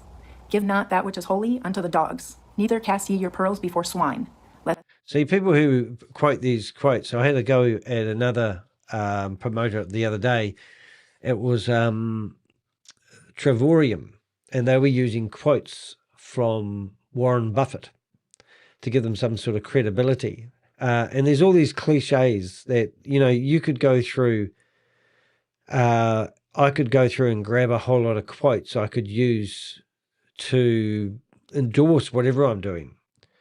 Just because there's a quote out there that says don't wrestle with the pig because the pig will like it, doesn't mean it applies here, which is quite a hard case. But I still quite enjoy listening to the mentality behind what's going on in Valerie's head. And I don't actually think Valerie's in a very good place, just saying. Lest they trample them under your feet and turn again and rend you. God healed me, physically, mentally, and emotionally by his grace. Then he gave me a mission to move forward positively and spread this healing to others. Right. So there you go. So that's an accusation. Now that's an extraordinary claim that God has healed her and he gave her the gift to go out there and help other people. The 5,126 subscribers I have today were sent to me by God. Oh my God. Well, I don't know where the 70,000 subscribers that I've got come from. If we were having a pissing competition, which I don't think we should really say that, Danny, but anyway, I just thought I'd chuck that in there. I did not seek them. I am not even skilled at video editing. I'm not either. That's why I like doing YouTube live, so I can hear you, Valerie. The only reason I have any sort of a platform is because I am humble enough to know how great my God is. I always say, and if you want cliches and we're getting there, those humbling will be exalted and those exalting will be humbled. The saying Christopher Delgado out there for a wee while. And that he has saved me in order to heal others. Yeah, well, I was brought up in a religious cult. At the very beginning of this video, you might say that I've just been speaking to my brother. I met my brother around about 18 months ago for the first time in about 12, 14 years maybe. It could even be, I think last time we met was at a funeral and he tried to put his arm around me because you can talk to people who are no longer Jehovah's Witnesses at funerals and not weddings, but you can have a yarn to them at a funeral and you can try to convert them back into the flock. So I moved my shot off here and I said, you're not trying to convert me, bro. But anyway, it was nice to be able to talk to my brother after I've not seen him for 14 years. So yes, I don't have a chip on my shoulder, but just before this went live, my brother actually rang me up asking for a bit of help, which is really, really nice. And I'm going to help him with some information. Yeah, I lost everything due to the religion that I was in. It was literally being in a religious cult. When I say I lost everything, I gained a lot as well. So I don't have anything to do with my family, even though at the moment I'm trying to help my mother get herself in a better position after some family members seem to be doing not the right thing for her welfare. And because of my experience at fighting criminals and scammers online, I stepped forward and did the right thing. And now I'm going through a court case with family members to get my mum back in control of her own life, which is quite nice to be able to use my skill set that I've stumbled across by doing all these lawsuits that I seem to find myself in all the time. Anyway, let's carry on. For those people, I would like to share with you what truly motivates me. I enlisted in the Army in 2003. I was injured with an ankle injury. And shortly after that, I became completely and permanently disabled, and I was bedridden for basically 13 years. Just remember, this video is in reply to me asking questions about QVI Markets and why she felt that she could promote this opportunity to her community that she claims she's built after the same community just lost money to BG Wealth Sharing, which is an identical scam. So this is the reply and the deflection techniques I get, which are, it's not a nice story to hear, and I feel sorry for Valerie. And also, I think Valerie needs to get some help. And in here, she says that all her therapists and all the people that help her actually are so surprised about her recovery. So on one hand over here, she's telling you what an amazing journey she's been through. She was in the army. She's a veteran. She overcome all this adversity. And even the people that were there to help couldn't believe the recovery that she's made. But over here, she seems to be telling people that she's a victim, and I don't get the story. I don't buy it, actually. You're telling us that you're healed and God's helped you. You've got 6,000 subscribers, roughly, and it's all God's doing. And you have got to where you are today simply because of God. And I'm not knocking God because he's bigger than me, but I just don't like people using religion to manipulate people. I don't like people having faith in Ponzi schemes when they're investment opportunities. And you don't need to have faith in something called QVI, do we, Valerie? Anyway, we're just going to listen to that for a second. I had back surgery, 2 surgeries actually, and had some miraculous healing. I was touched by a prophet in August 2024, and I was healed of quite a few different conditions, including depression, anxiety, high blood pressure, things that I'm... So she was touched by a prophet. Now, when I was growing up in the religious Jehovah's Witness church, unfortunately, there were some children that were touched by people that weren't meant to be touching people, unfortunately. So are you sure it was a prophet? I'm service connected for.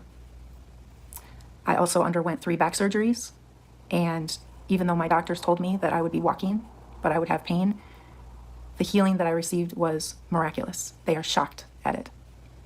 Wow. And here I am thinking that when I had a burst appendix and I didn't know what it was, I was just got out of a CT machine and they just scanned me. They said that there was 5 doctors and nurses around me, and I went into shock and I'm shaking like this to death. And they're trying to put a lure into me, and I suggested they put it in my foot because I've heard that, and then that was painful, which I never said that. Anyway, I just yelled out in a big loud voice, "Don't let me die, because the bitch will get 930,000. And they all laughed. They said, "We're not going to let you die, Mr. DeHeck." But why did I say that? Well, my ex-wife was didn't want to call me an ambulance when I got sick. 24 hours earlier, I was perfectly fine. She told me she wanted a divorce, hit me like a ton of bricks. And next minute, 3 a.m. in the morning, I remember passing out because of the pain I was in.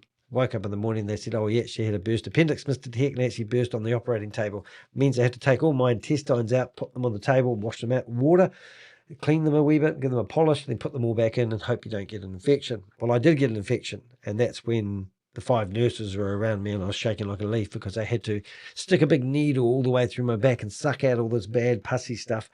I hate the word pus.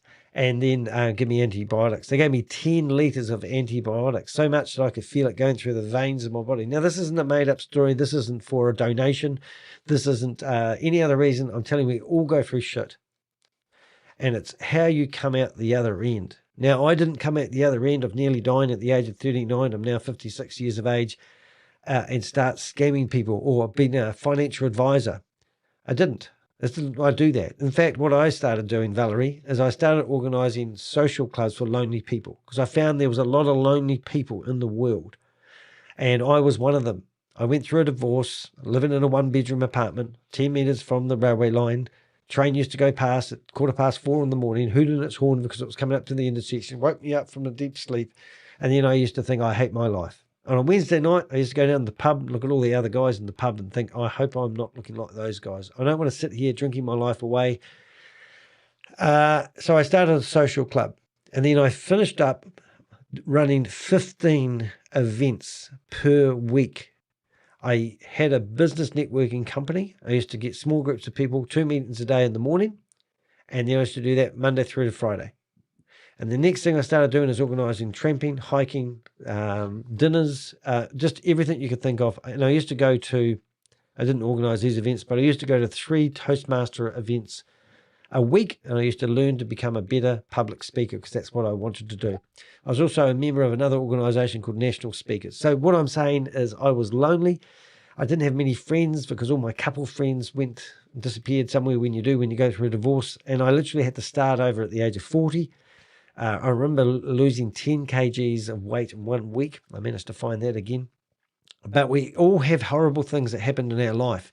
And some of them, sometimes it's hard to overcome those obstacles. Unfortunately, I've had 2 people in my family die by suicide. And that's part of the reason I do what I do. And the detrimental effects of mental illness, would be fair to say I have seen a lot of it in my life and my family. This BG Wealth sharing, we know of 2 people that have died by suicide who've lost all their money. The scam that I'm doing at the moment, big time, was Goliath Ventures. And we've, unfortunately, if anyone does know who this person is with a family, we want to reach out to them too, to pay our condolences. But there is a family out there that's lost a loved one who invested in Goliath Ventures. So this is very real. So when I see somebody who's sitting here pouring their heart out, which you haven't even heard the worst of it yet, and also on the other hand, promoting the same things I'm trying to stop, you certainly aren't going to be able to tell your hard luck story to Mr. DeHeck here, because I've got one as well, but you may not have ever heard that story before. And I'm sure other people listening have got hard luck stories as well. I'm not the only one. But that's why we have friends, and that's why we have relationships, and that's why these scams destroy relationships and friendships, and they're the most important things. And you know how much it costs to have a good relationship? They're free. You just have to be a better version of yourself, and that's what you should be striving to do every day. And I'm not saying you're not, Valerie, but come on, you can't sit here and tell me you're going to promote this Ponzi scheme and scam and sleep well at night. I believe a lot of this is divine. I ran away from God for 30 years, and God brought me back on June 6th, 2024. I did not ask for healing, but He healed me. While I was bedridden, I was self-medicating. I was taking cocaine from 2017 until 2024. I had such severe pain during that time, being bedridden for 23 to 24 hours a day for at least 3 or 4 years. I couldn't even shower every day. I had such bad pain. I was showering every 3 days. I was doing cocaine because I wanted to die. I was killing myself slowly because I couldn't do it quickly. There you go. It's the first time I ever knew that you used cocaine because you wanted to die. I always thought cocaine was a party drug. So there you go. You're educating me all the time here. Hey, we're going to leave you there for a bit, Valerie. It's a very sad story, but we want to get back to the real story here. Watching the QVI team meeting, one of the most valuable pieces of evidence wasn't hidden behind a paywall or leaked by a whistleblower. It was broadcast publicly. Valerie live streamed what she called a QVI team meeting, and I sat through the presentation from beginning to end. I also reviewed the transcript afterwards to ensure I hadn't missed anything. What I heard genuinely surprised me. Unlike most promoters, Valerie wasn't claiming that QVI Markets was completely safe or guaranteed to succeed. Instead, she repeatedly acknowledged that platforms like this have a limited lifespan. She openly discussed the possibility that they eventually fail and explained that her team's strategy was to get in early, recover their initial investment quickly, withdraw profits regularly, and move on before the platform collapsed. That isn't the language I'd expect from someone introducing people to a long-term investment. It's the language of someone trying to manage the risk of participating in something they believe may not last. Wow. She also spoke about the importance of becoming early recruiters, building a large team, watching for warning signs, and maintaining close communication so members could react quickly if problems emerged. As I listened, I couldn't help thinking back to the countless presentations I'd watched from BG Wealth Sharing, PO Wealth Sharing, and other schemes over the years. The wording had changed, the branding had changed, but the underlying message felt remarkably familiar. Get in early, build a team, recover your capital, hope you're out before everyone else. That isn't investing, It's a strategy built around timing the collapse. And that's disgusting, in my opinion. Let's have a listen. Why that's building, we'll go listen to a bit more Valerie. She'll be crying soon. And this is that wee sigh there tells me that Valerie is not in a good place and you need to go get help, love. But please stay off the internet, because let's say I was in a court case just recently with a guy who said that I caused him harm, and the guy has got a background of mental illness, but I didn't cause the mental illness. And when he gave his submission to the courts, it actually was quite surprising, because it actually told the courts that he shouldn't be allowed near a computer. He's not stable. Now, you know, Valerie, you're not stable. You shouldn't be in a position telling people you've got authority and you can give financial advice, because this is just because I'm unstable and I've had a bad life and I'm emotionally upset and I feel like I'm a victim. It doesn't mean I can go into a bank and rob it. You know, the courts you'd still get arrested. You'd still get shot by a policeman if you made a sudden movement when you got your hands up. You know what I'm saying? So just because you're not in a good place doesn't give you the right to rob a bank. When I gave my life to God on June 6, 2024. I gave my life to God when I was 16 years of age. I tried to give my life to God when I was 15 years of age and get baptized as a Jehovah's Witness. And that's the dumbest thing I've ever done, to be honest. Not because the God thing, but at the age of 16, I was meant to have dedicated my life to Jehovah. I didn't even know about girlfriends, marriage, relationships. I didn't even know how to run a business. I didn't even know what I wanted out of my life. And at the age of 16, because my friends and my other people I grew up with were all getting baptized, I basically followed everyone off the cliff, so to speak. And numerous people, I've lost count of how many friends of mine have actually died by suicide because they couldn't live up to the unreal standards that the Jehovah's Witness organization puts on people. If you don't make the grade, if you're a perfectionist, you strive for the top. If you don't get there, you feel like that you're just haven't succeeded all your life. It's disgusting. But anyway, let's carry on. I didn't ask him to heal me. I was grateful for his mercy and love, that he forgave me for denying him. You just got a message, Valerie. But he started healing me. He asked me to stop the cocaine. That's the first thing he asked me. Good on him. And I did. Isn't cocaine natural? I had withdrawals for 3 days. 3 days? Is that like, I've never done drugs. I've smoked a cigar and a packet of smokes. That's it, promise. And I do drink. That's a drug. I don't think it is. But does it only take 3 days to get off cocaine? And I didn't even realize that you could be addicted to cocaine. Just saying. Anyone know anything about cocaine in the chat room? And then he took all the desire for cocaine from me. And since that day, I have not had... Oh, I think I see what's happening here. So after craving cocaine for 3 days, God helped her and stopped the craving after that. And that's how she overcome cocaine. Well, that's pretty cool. So if you are a cocaine person and you do have a belief in God, don't lose faith, because Valerie's living proof of it. A desire for it since people struggle with going back to it. The police are coming to get her now. She's mentioned cocaine. You hear the sirens in the background? I have not struggled with it at all. And it's only by God's grace and mercy. Jesus, they really are coming, aren't they? It is not anything of me. In August 2024, I had a doctor tell me he wanted to put me on high blood pressure meds. I went to see Prophet Lovi Elias in a Siloam healing service. Prophet Lovi laid hands on me. My high blood pressure was healed. Migraines I struggled with my whole life was healed. My anxiety was healed. I had such severe anxiety that I had agoraphobia. I don't know what agoraphobia is, so excuse me to anyone in the chat room that's got agoraphobia.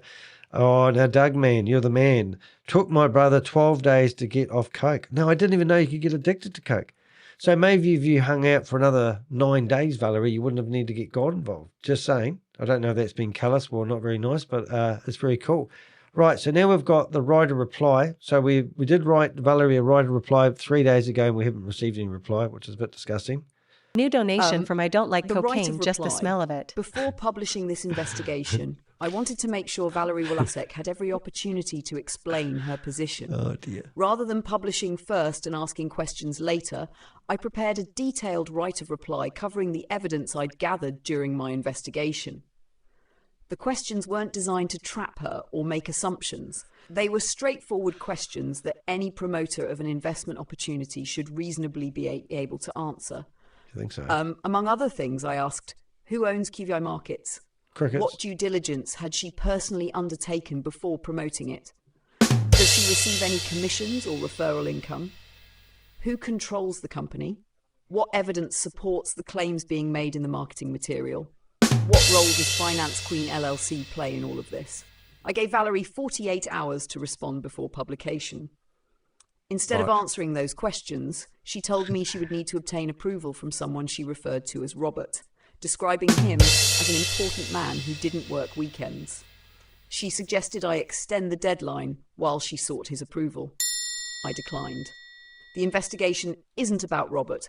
It's about QVI Markets and the people publicly promoting it. The vast majority of my questions related to Valerie's own public statements, her live streams, her promotional activity, and her own due diligence.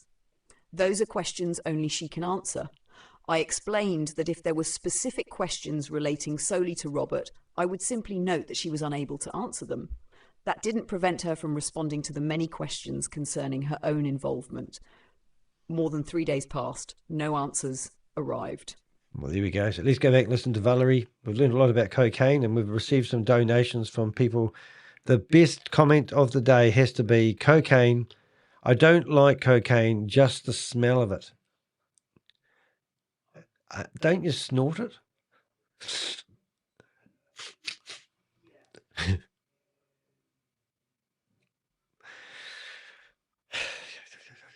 All right, back to Valerie.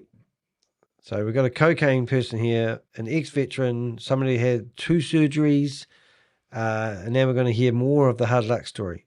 I struggled with anxiety since 2003 in the military, depression. I was on 33 pills a day.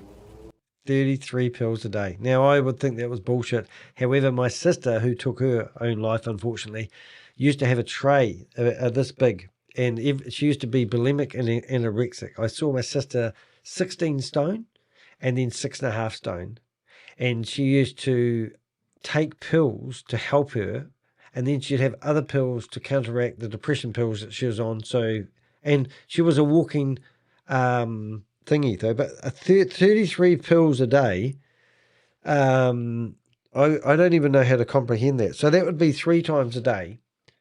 You're taking 11 pills morning, noon and night. Is that right? That's a lot of pills.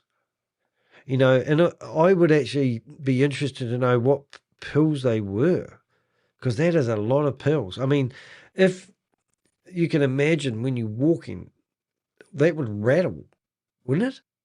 I mean, 33 pills. Has anybody in the chat room ever heard of anyone taking more pills than Valerie? Because I think that would be interesting, because even though I said my sister did take a lot of pills, and she didn't make it, my sister. But Valerie, you've made it. You've done really well. 33 pills. Anyway. Since August 2024, even my federal doctors know something changed. I did not know you have a federal doctor. So there's something else I'm learning here with this. So this was only 2024. So we're 2 years ago, not that long ago. I'm wondering how long Valerie is. I'm actually guessing, Valerie, I don't like guessing ladies' ages because I like living. But I'm guessing, looking at you, hair colour, I'm pretty good at ladies' ages. I'm going 44 years of age. Now, I want you guys to figure out, I'm going to do a poll, and we'll start a poll. Here we go. How old is Valerie? Okay, just for fun. So she's definitely 30. Okay, is that 30? Anyone think she's younger than 30? I don't. So let's go to 30.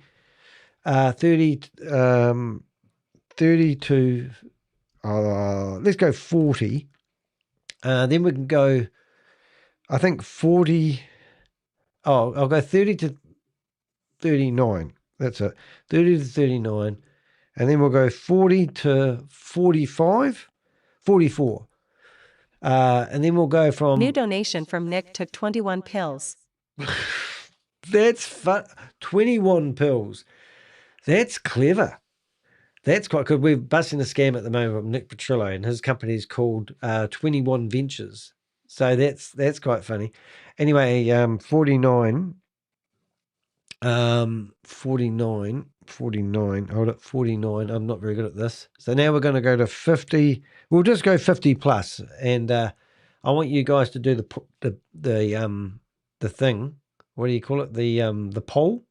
So I've asked the question how old Valerie is, and now you guys can go away and answer it. I'm just guessing. Anyway, let's carry on. I don't have migraines anymore.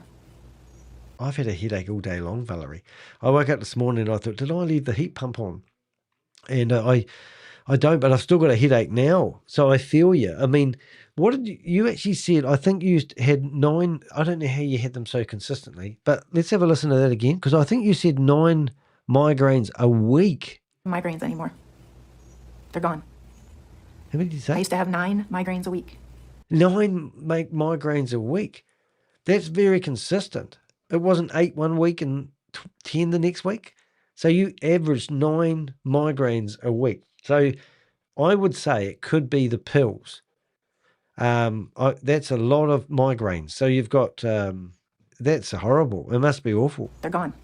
My doctor that wanted to put me on high blood pressure meds, he checks it every time I go to see him because he doesn't believe that I was really healed. But my blood pressure is normal. 2 years later, it's normal. I thought I'd go out and do a 12K run. It's called the City to Surf. And after the run, I always, when I stop running, I get really, really hot. And then I thought I'd sit down because I felt like I was going to faint, right? This was just like 4 months ago. And then lady come along and said, oh, if you're feeling lightheaded, don't sit, stand. I went, okay, so I stand. And then I went for a walk. I actually did a YouTube live. Actually, what if I can find it? This is my life. I'm going to tell you the story. You won't believe the story when I tell you, but I'm going to tell you anyway. But if you go to my YouTube live, you go to my, oh, no, I think it was YouTube live. So it might be under lives. Oh, no, it'll be under, oh, I don't know where it'll be. Actually, I don't know if I put it in here, but I did a YouTube live. And I'm walking around talking to people.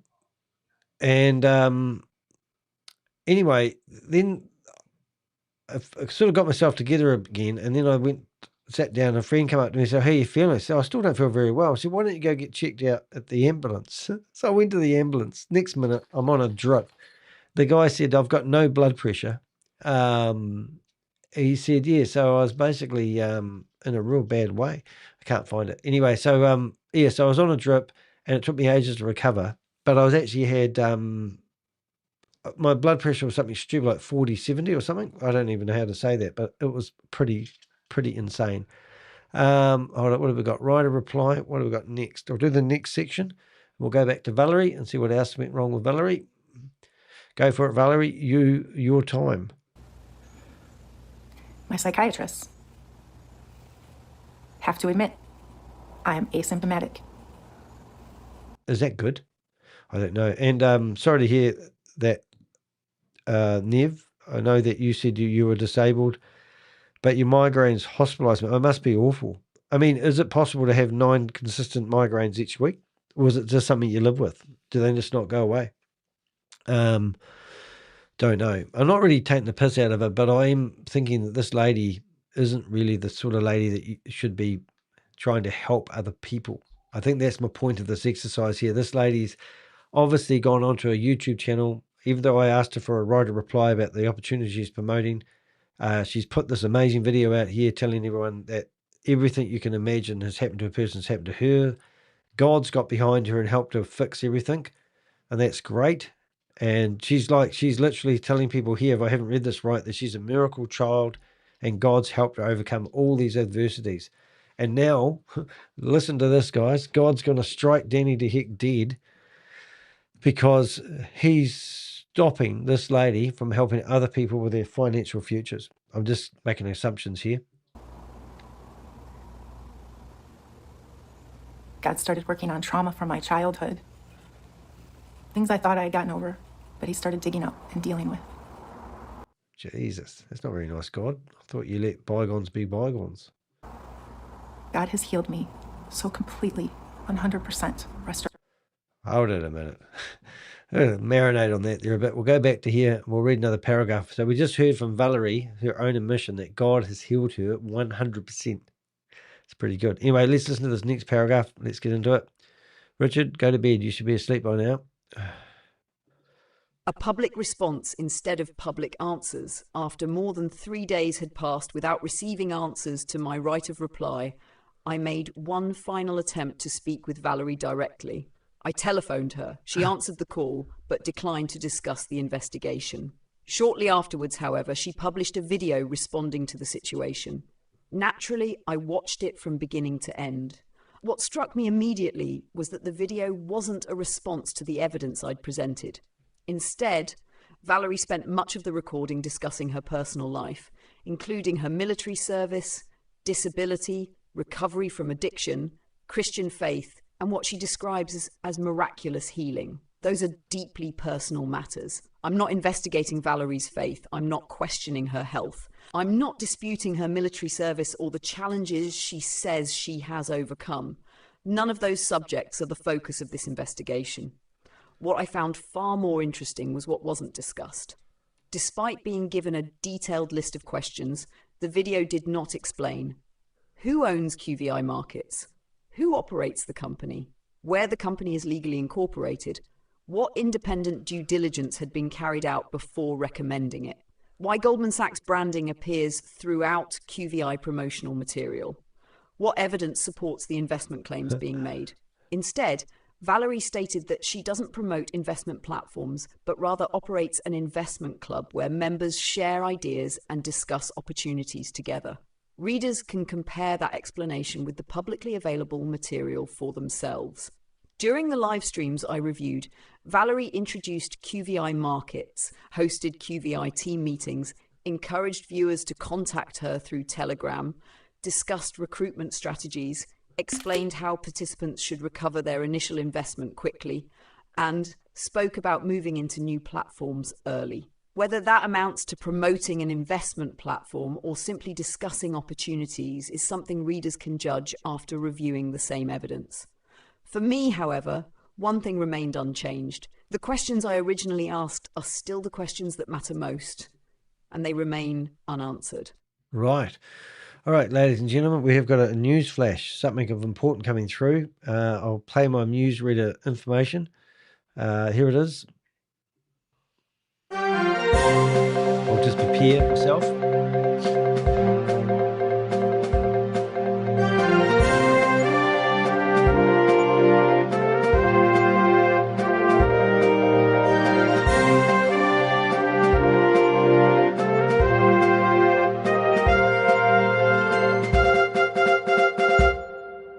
News to hand, Donald Trump has announced he will pardon 250 people around July the 4th. What's that word? Conspirators. I am conspirators. Chris or his co-conspirators might get pardoned or something of peoples associated with the Goliath Ventures might ask for immunity plea given the information about other co-conspirators. Now, I didn't realize this was a private message, so I'm actually being a bit naughty here. Hopefully I haven't put any names in it. We're reading this. Right, so something is off because Chris Delgado don't seem concerned at all. Well, I think he was actually pissing himself walking into the courtroom just yesterday, just saying. What have we got? Plus, how it works is the people other a plea arrangement. I'm just going to read the whole lot. Pretty sure it's a personal message, but I think it was quite good. So let's just read the whole lot and get it all done. Donald Trump announced he will pardon 250 people around July 4th. I am conspirators. Chris or the co-conspirators might get pardoned, or some of the people associated with Goliath Ventures might ask for an immunity plea giving information about other co-conspirators. Something is off because Chris Delgado don't seem concerned at all. Plus, how it works is the people under a plea agreement are people giving evidence on the CEO, not the CEO getting a plea to give information and evidence on people beneath him in the organization. The government should have seized the assets of the co-conspirators immediately, because they had ample opportunity to clean these funds into legitimate businesses or ventures. I am very happy he pleaded guilty. Didn't Tomo or Mike take a picture with Eric Trump? I feel that something is in the works that the government is not letting the public know about. 2:27 p.m. Well, there you go. That's somebody who's got a bit of a concern. I wouldn't be concerned at all. I don't think Donald Trump is going to do the dirty and all the people that spent the time. But anyway, I just got that in now and I was reading it and I thought it was a news announcement, but it wasn't. It was a private message, but it didn't give away anyone's identity. But people are often concerned that these people that run Ponzi schemes and scams are going to get pardoned by the Donald Trump. Now, we have got Queen Karma in the room. Oh, more on the Queen Karma and I did a deep dive about this lady a wee while ago, and we put it online, and we're now putting together a blog. Let's see how that goes. So, well, I'm going to go to bed. Good on you. Nice long. But we will go back to, we've done this paragraph, so we're going to listen to Valerie, and we've got a few more minutes left, but we thought we'd give, before she removes this video, like she has removed 4 videos over the last few days, we will let her continue. Oh, she's pausing. She's crying, I think. By his love and mercy. Love and mercy. I am actually currently in the process of using Social Security's ticket to work to get back to work. So getting off of disability. And that is something I never thought I would be able to do. Excellent. Even though she just said a few minutes ago she's 100% healed, not quite, obviously, she is now going to get herself off Social Security. So we've got a lady here that's literally set herself up a company, which you might not know about yet. It's coming up on the blog. And the purpose of the company is to help people make financial decisions. And she hasn't even got a job herself. So maybe she shouldn't have invested the money in setting herself up a company. And guess what the company is called, ladies and gentlemen? Finance Queen. So if you want financial advice from somebody who knows how to run a Ponzi scheme and scam, then go to Finance Queen LLC and employ their services and see how much they cost, because she's a community girl, which is pretty hard case. All right, follow the money on the blockchain. So here we go, and let's read the next paragraph, and I'll just read that now. So following the money on the blockchain. One of the advantages of investigating cryptocurrency platforms is that transactions leave a trail. Unlike marketing claims or social media posts, blockchain data can often be independently verified. While reviewing promotional material for QVI Markets, I noticed screenshots showing successful cryptocurrency withdrawals. Most people would probably glance at the images and move on. I didn't. One of those screenshots exposed the complete Tron wallet address used to receive the funds. That gave me somewhere to start. After downloading the wallet history, I found 175 USDT transactions, comprising 94 incoming and 81 outgoing transfers. Over the period I examined, the wallet received approximately 24,480 USDT and then sent almost exactly the same amount back out again, retaining only a very small balance. That immediately caught my attention. Rather than behaving like a wallet accumulating long-term investment profits, it appeared to function primarily as a pass-through wallet, with funds arriving from multiple addresses before being forwarded elsewhere. Even more interesting was the destination. The overwhelming majority of outgoing transactions were sent to one single Tron wallet, creating another lead in the investigation. At this stage, it's important not to jump to conclusions. The blockchain data does not prove that QVI Markets is fraudulent, nor does it reveal the purpose of every transaction. A wallet can be used for many legitimate reasons. What it does provide is verifiable evidence that allows the money to be traced instead of relying solely on marketing claims. My next step will be to map the wider wallet network. If multiple participant wallets eventually converge into a handful of central wallets, that may reveal far more about how QVI Markets operates than any promotional video or sales presentation ever could. Sometimes the blockchain tells a story that words never will. Right, so that was actually really exciting. So this is what we've got so far looking at the blog, and you're probably wondering how I construct my blogs, and that's why I'm doing this. But if we go down to the last paragraph, then what we've done, follow the money on the blockchain. So we had this Tron address, and this Tron address is basically brilliant because what it does, it's an exchange wallet, which means we're watching the transfers, and you can see them coming in, deposits, and you can see them going out. So if you want to, this is only one deposit address. They'll probably have new ones, but you can see 9 hours ago, the amount that went out was 304 in, out, and money is hitting this wallet and then going straight out. So this is actually quite serious. So all the money that goes into this deposit, so deposited $304, and went straight out to a Binance wallet. Okay, this is meant to be a trading platform. This is what you call moving money around and using money from different places to pay people rewards they think they're getting for doing trading. So it's just an exchange wallet. And this is the one from the scheme. So unfortunately, if we go back 9 hours, 15 hours, so over the last, so they've got $800 off people. So this is only a small scam, but this is how they work. In the last 1, 2, 3, 4, 5, 6, 7, 8, 9, 10, 11, 12. So 12, there's $6,000. Oh, no, that's not right because half of it's gone out again. $6,000 have come in and gone out. So why has the money been moved around? So there you go. So we include that sort of data in the transaction. So let's go back and listen to a little bit of Valerie.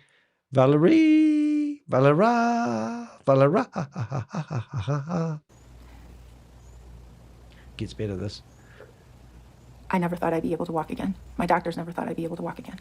Jesus walked on water. They still don't know how the surgery was so successful. Amazing.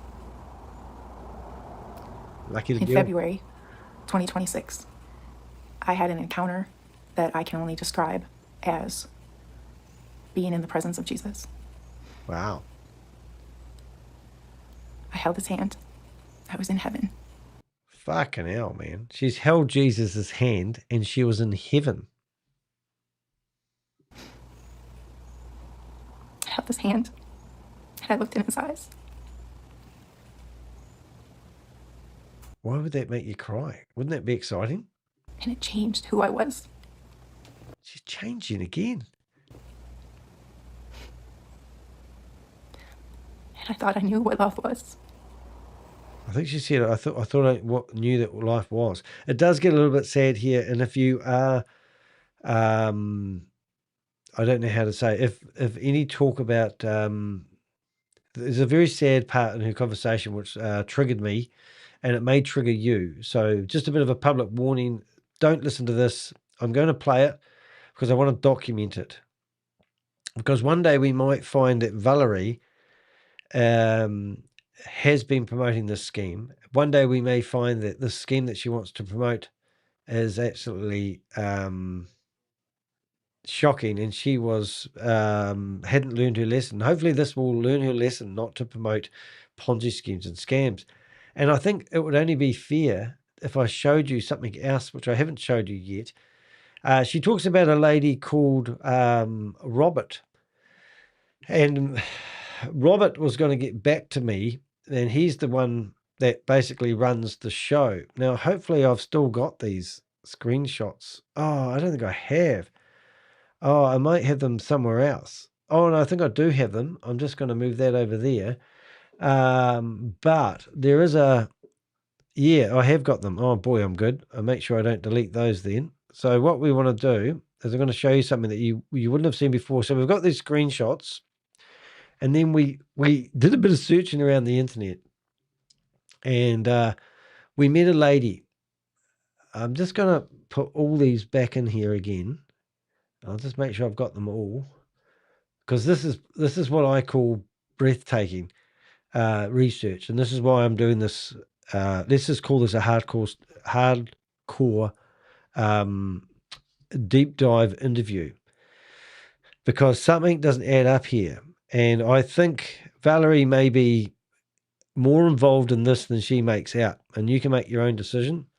But remember, we have a lady who's called Robert. And it just so happens that we found a lady on the internet called Valerie Robert. Coincidence? And in here, they are promoting QVI Markets as well. And this is where we got the wallet addresses from. And we've also got the proof of the wallet. So that's how we tracked all the wallet. We managed to get a partial wallet address, and we managed to find the real wallet address. But Valerie is in Paris. And Valerie Robert is doing a lot of promoting at the moment of this opportunity. So I found it really interesting. A lot of people keep asking me, is QVI real? Can you actually withdraw money? I don't want to explain too much. I'd rather let explain the facts to speak. So the facts are the fact that she's showing people all these withdrawals from the internet, which is really interesting. And yeah, and that's what actually happened. So that's quite cool. Alrighty, so I'm glad I didn't accidentally delete those because that's what I wanted. But now I've got those safely backed up, I will actually delete them so I can get them off my desktop, and I'll see if there's any other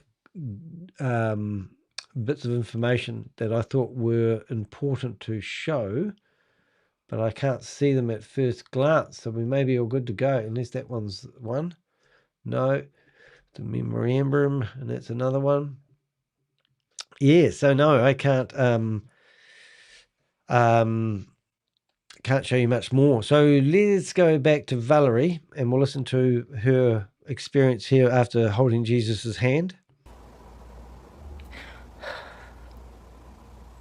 And remember, this could trigger you if you aren't in the right frame of mind. I pray that you will see him and you will have an encounter with him, because it changes everything. All right. Good on you, Valerie. Valerie. There is nothing in this world that I want. I don't want money. Okay, but she wants to teach. She's got a business and she's called the Finance Queen. Doesn't want money, but she wants to help you get money.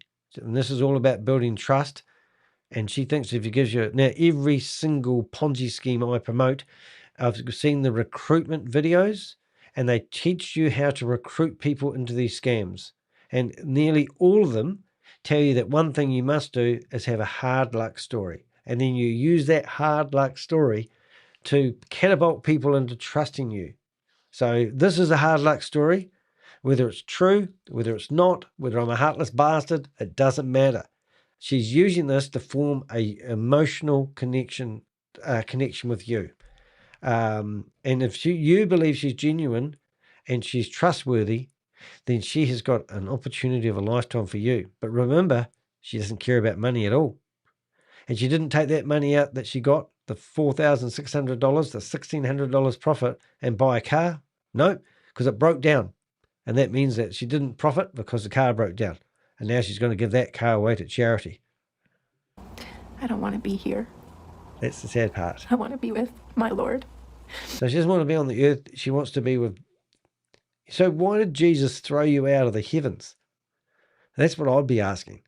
I mean, you were up there, you looked into God's eyes, and I thought that there's a scripture in the Bible, and I've forgotten what it is, but you can't view God because he's too powerful. So you looked him in the eyes. I don't know if you believe in the Trinity, but you've got, well, we when I was brought up in a religion, I don't have any belief now, but there was Jehovah, and there was Jesus, and there was a Holy Spirit. Some people believe that God, Jehovah, Yahweh, Jesus, the Lord, whatever you want to call him, and the Holy Spirit were all one entity, right? I don't know, but I got told when I was growing up that no one could look at God because he's too powerful.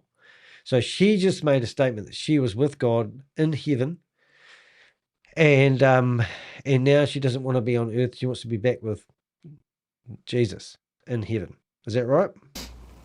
If there's one thing I want in this world, it's to hear my dad say, "You did a good job." So who's your daddy? She wants to say, she wants to hear her father tell her that he's proud of her. Now that's nice. I think my stepfather, well, he died, I think, at the age of 63. He was an alcoholic and he used to chain smoke, and he owned a pub, which I thought was fantastic at the age of 23. When I met my father properly at the age of 23, I sat there at the bar and he held a barbecue for everyone at the bar, celebrating his son that he brought up. I'd only met him once previous When I was 14, he went to my brother's funeral. Interesting enough, I said to my dad, why does that barman have a gun down the back of his trousers? Now, that's not allowed in New Zealand. We're not allowed to have a pistol. And he said, oh, I've got one too. And he pulls out a 7-shot pistol.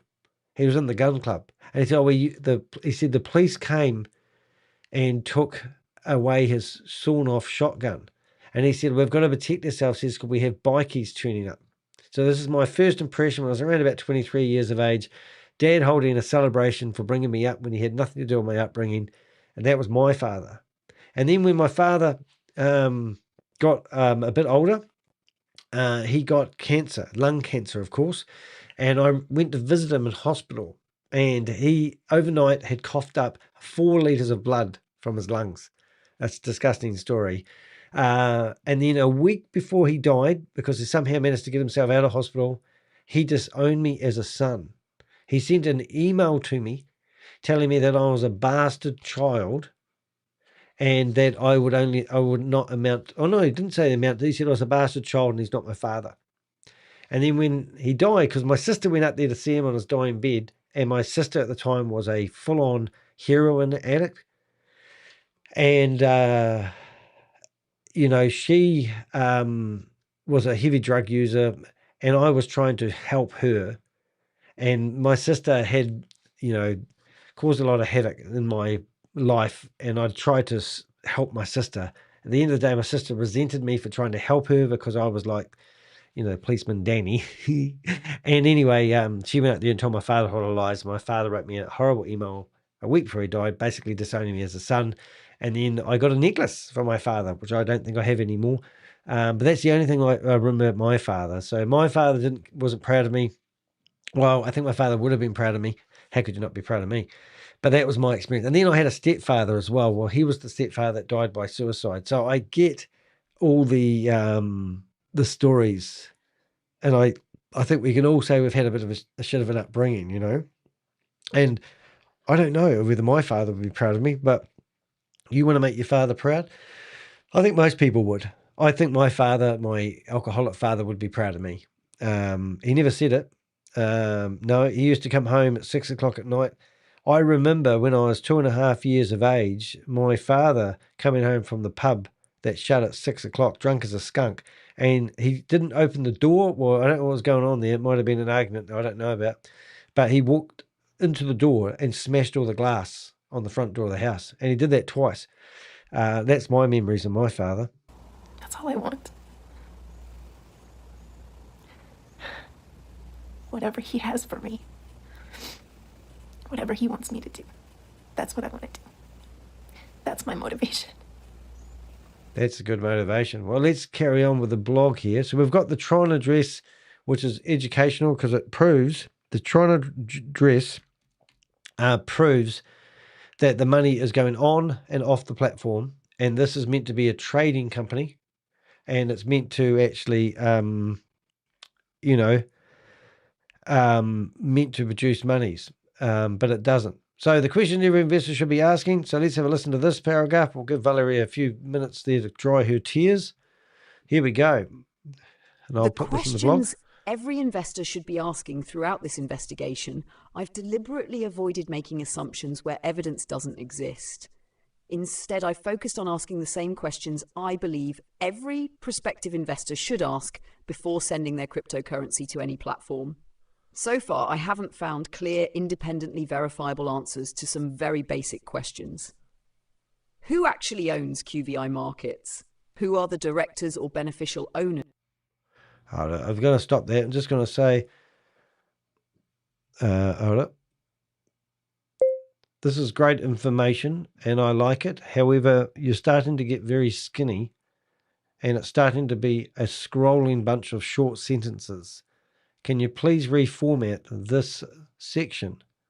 I do not like what I see below.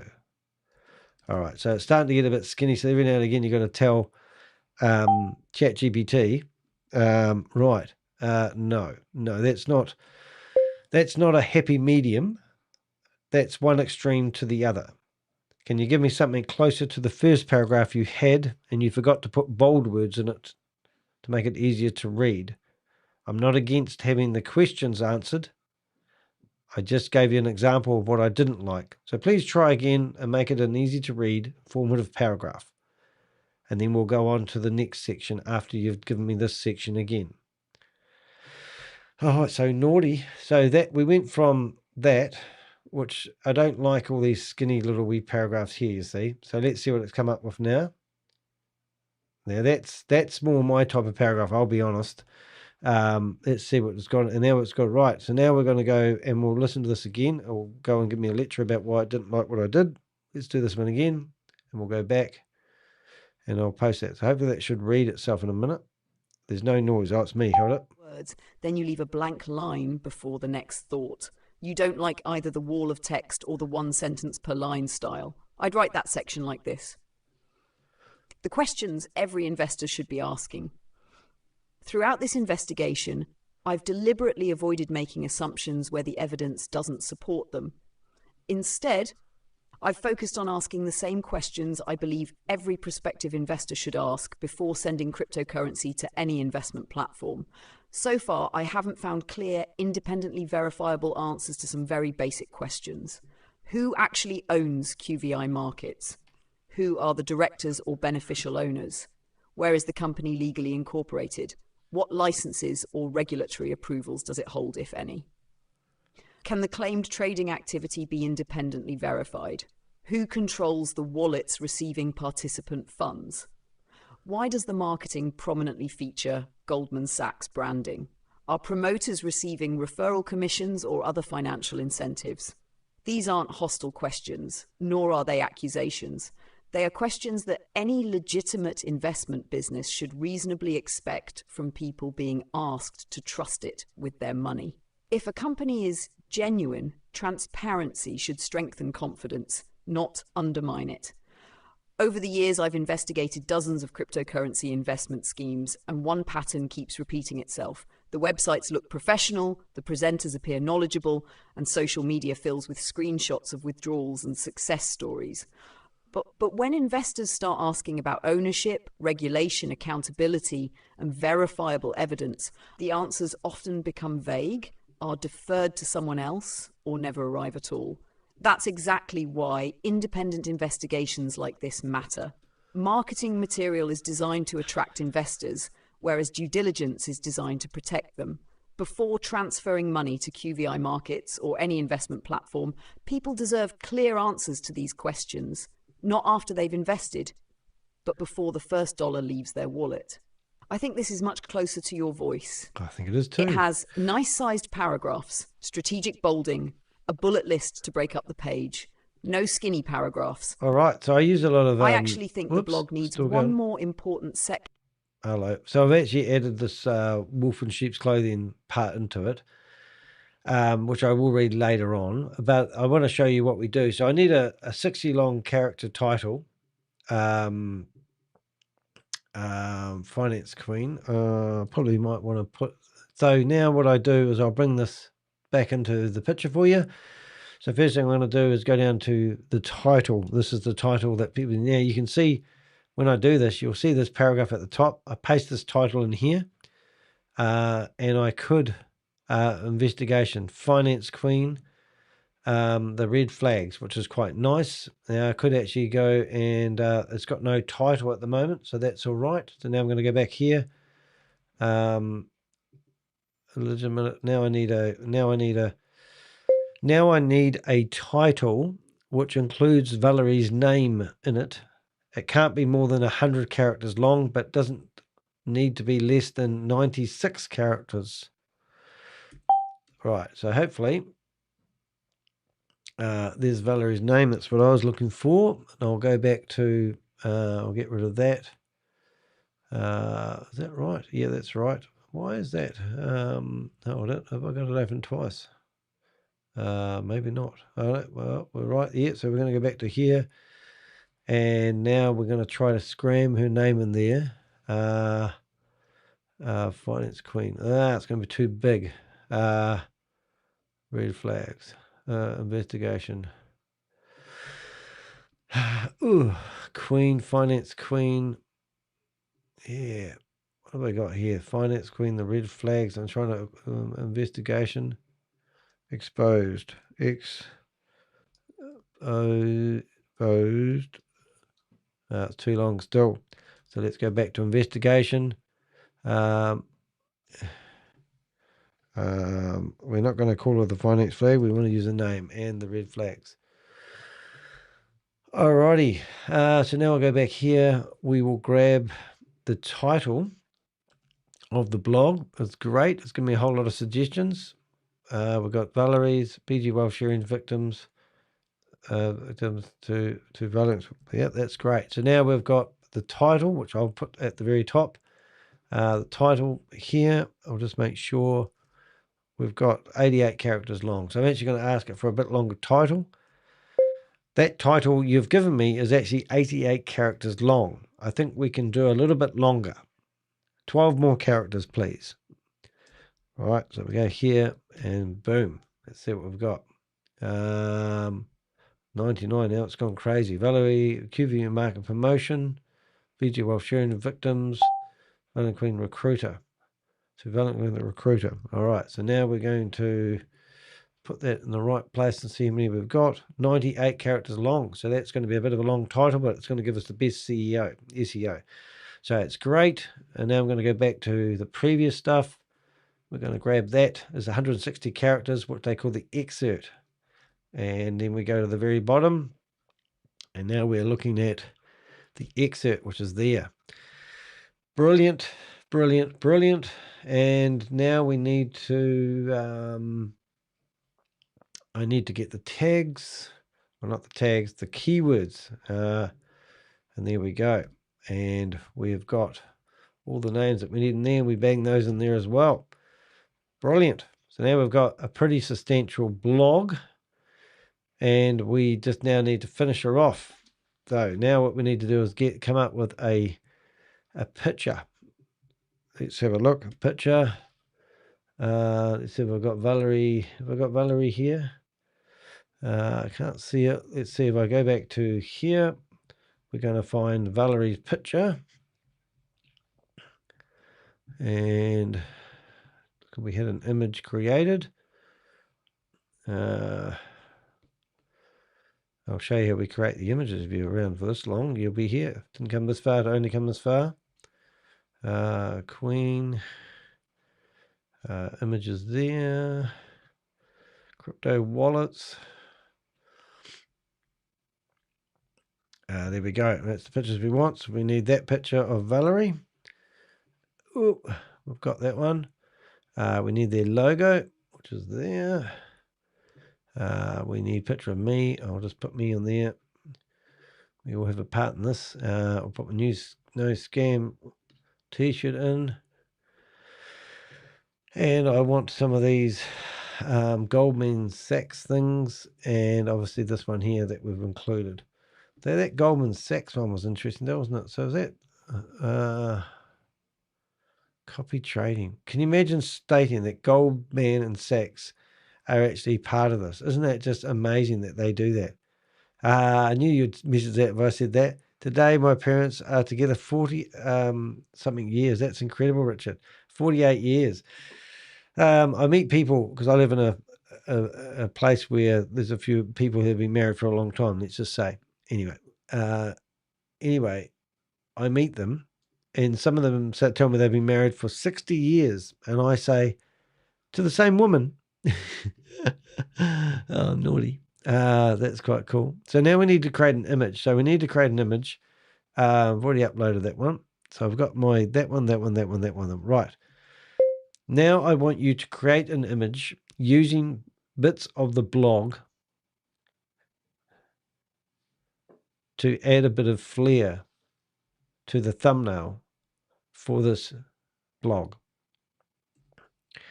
Oops. Blog. Oh, did I really just delete? Oh, there it is. Hold up. There we go. Blog. Now I want you to create an image using bits of the blog to add a bit of flair. Bits of the blog context of the blog to add a bit of flair to the blog. I obviously want to expose this as a scam and have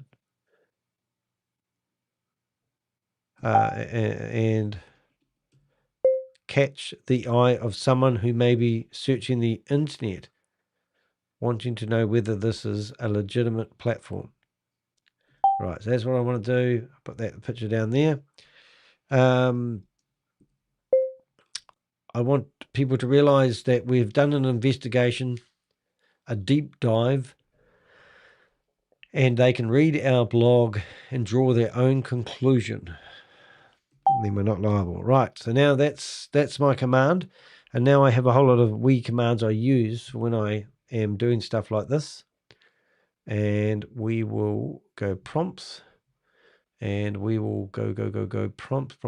I've got this prompt here. Now, just if you're curious, this is what the prompt says. Create a hyper-realistic, ultra-detailed 16 by 9 image, 3840x2160 resolution, featuring Danny DeHeck, wearing his bright orange polo shirt with a glitch-style no-scam logo. Danny should appear confident, expressive, and central to the scene. His pose should match the energy of the situation, whether exposing, catching, mocking, or confronting the scammer. Hello. That's right. So that's the command I use to create the images. I'm just getting rid of some of these Zoom meetings, which look like they'll all be in bed. All you guys should be in bed now. It is nearly 2 minutes to 5. And we're getting rid of all those. We should be just about done. Waiting for the meeting to start. And before we finish, that there, and there's Valerie. We'll listen to Valerie for a second while that image is going. Those eyes changed me. It shifted me. Shifted my reality. And I will never be the same.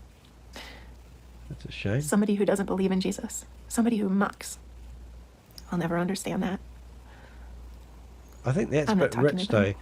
I mean, she's knocking me. G'day, Jelly Snack. Nice to have you here. She's knocking me for mocking her, and because I don't have a religion that has some sort of ethical ground where she only will listen to someone who's trying to actually say, look, I asked some pretty valid questions, and the blog will actually answer those. But it does amaze me. Have a great night. You've been here. Good on you. Finished work, have we? I wasn't sent to them. I was sent to you. She was sent to you. I was sent to tell you this. She was sent to tell you. Listen to her. Listen to Valerie. She's going to get you into a scam. That's my story. She's going to help you with your financial future, even though she hasn't got a job herself. I haven't made a dime.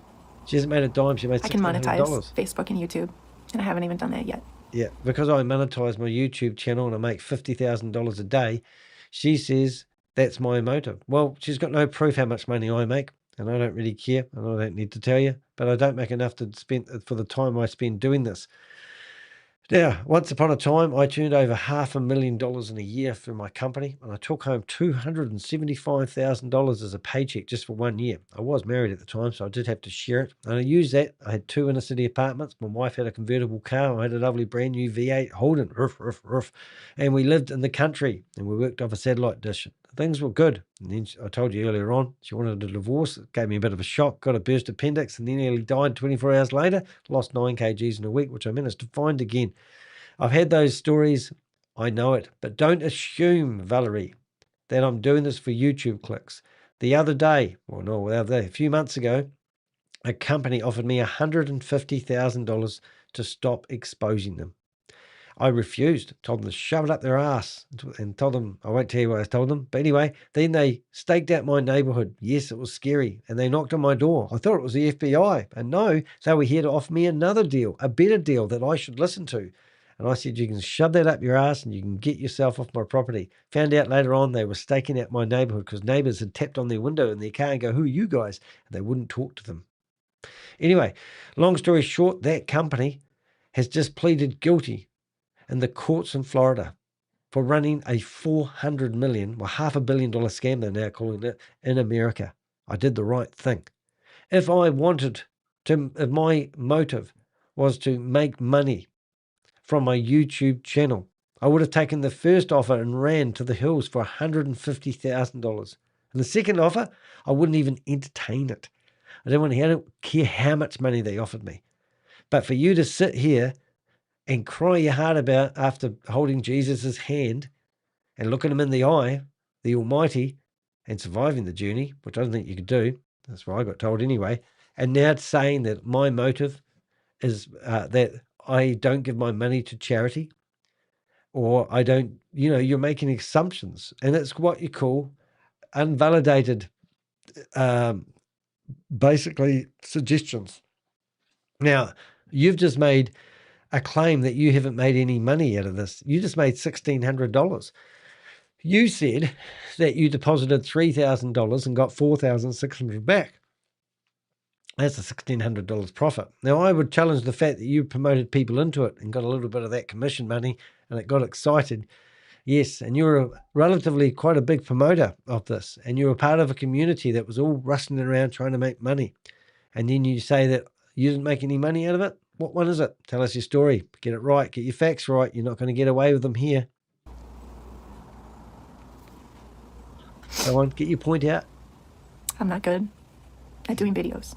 She's not good at doing videos. I'm not good at editing. I'm not good at Zoom. Well, we go back to the start. Oh, no. She's no good.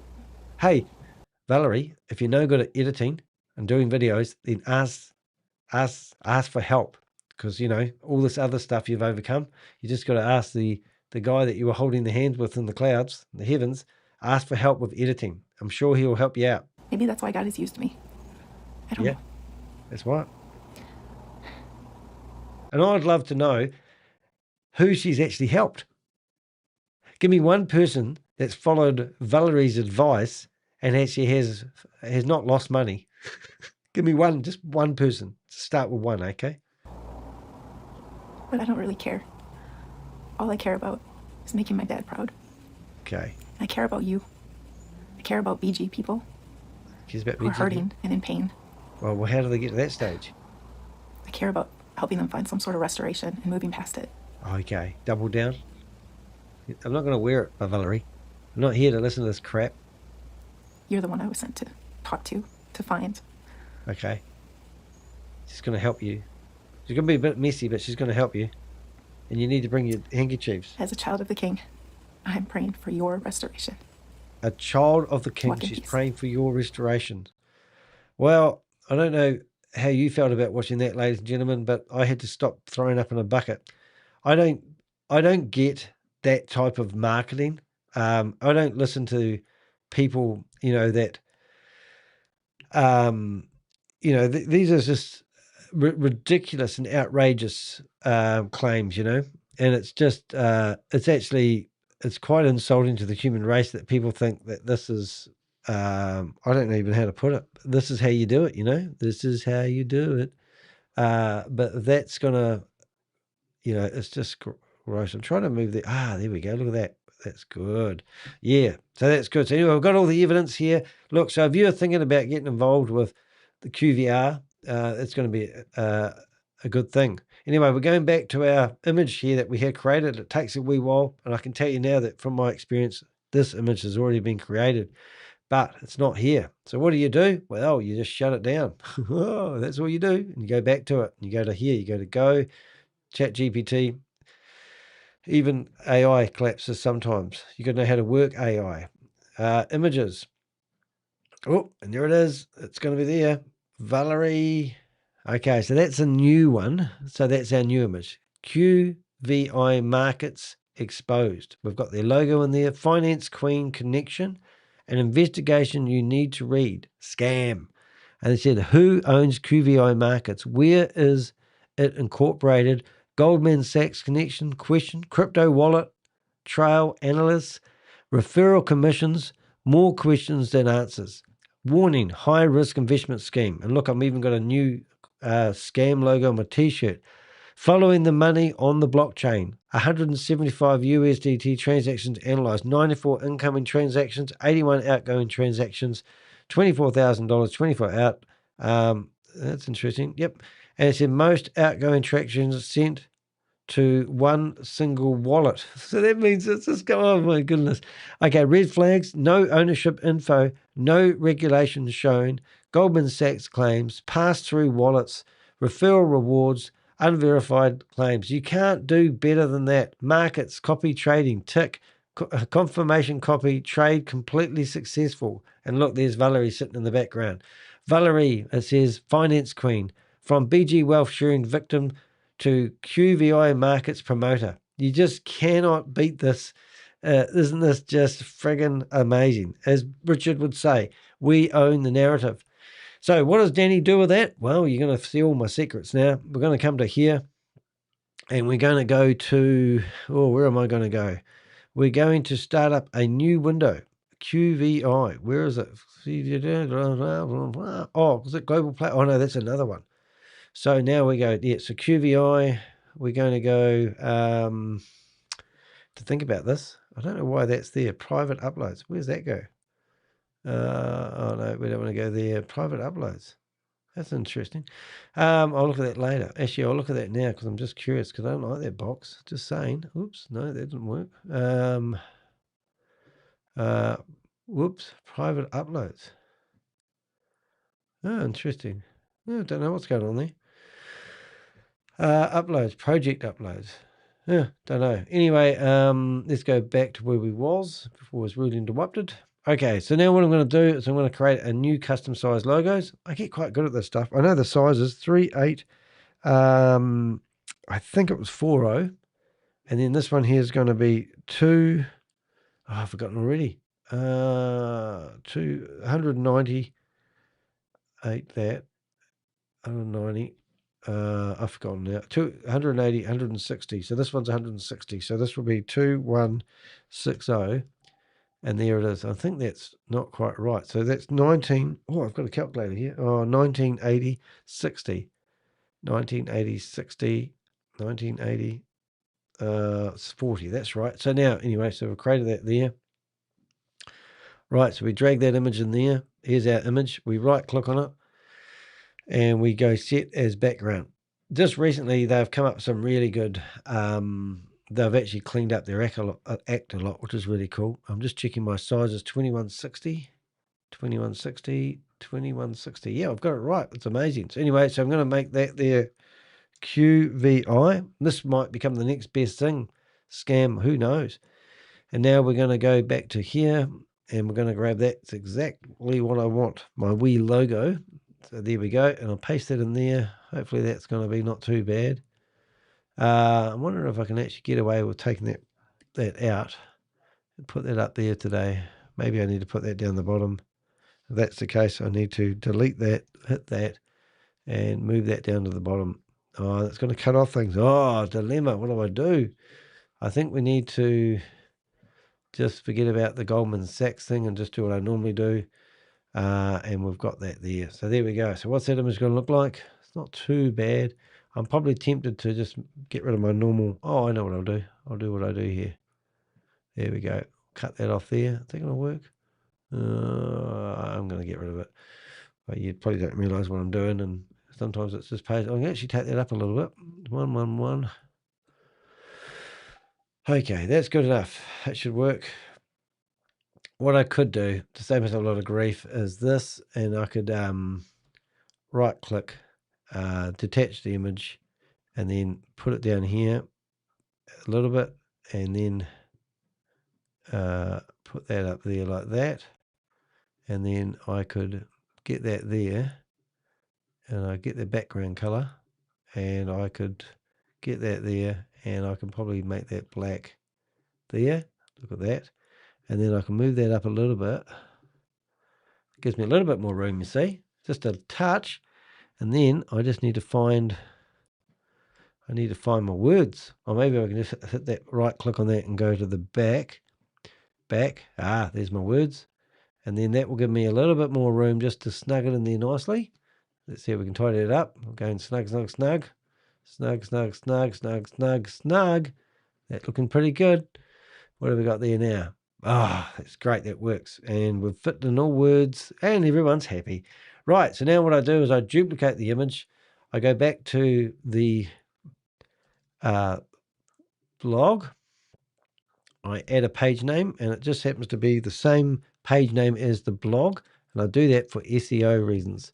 So I'm just making the file name the same. I'm removing all the special characters, and that's like commas, apostrophes, and putting hyphens in between each finance queen and recruiter, and removing the question mark. All right, there we go. And I click, boom, file, download, PDF, that. And now I go here. Okay, now what we're going to do is we are downloading. Right, so that's that side of it. Then I go to the blog, and we go to general, and then we go to scams, and how about roll, donk, and Valerie. And before you know it, we have Valerie. Now,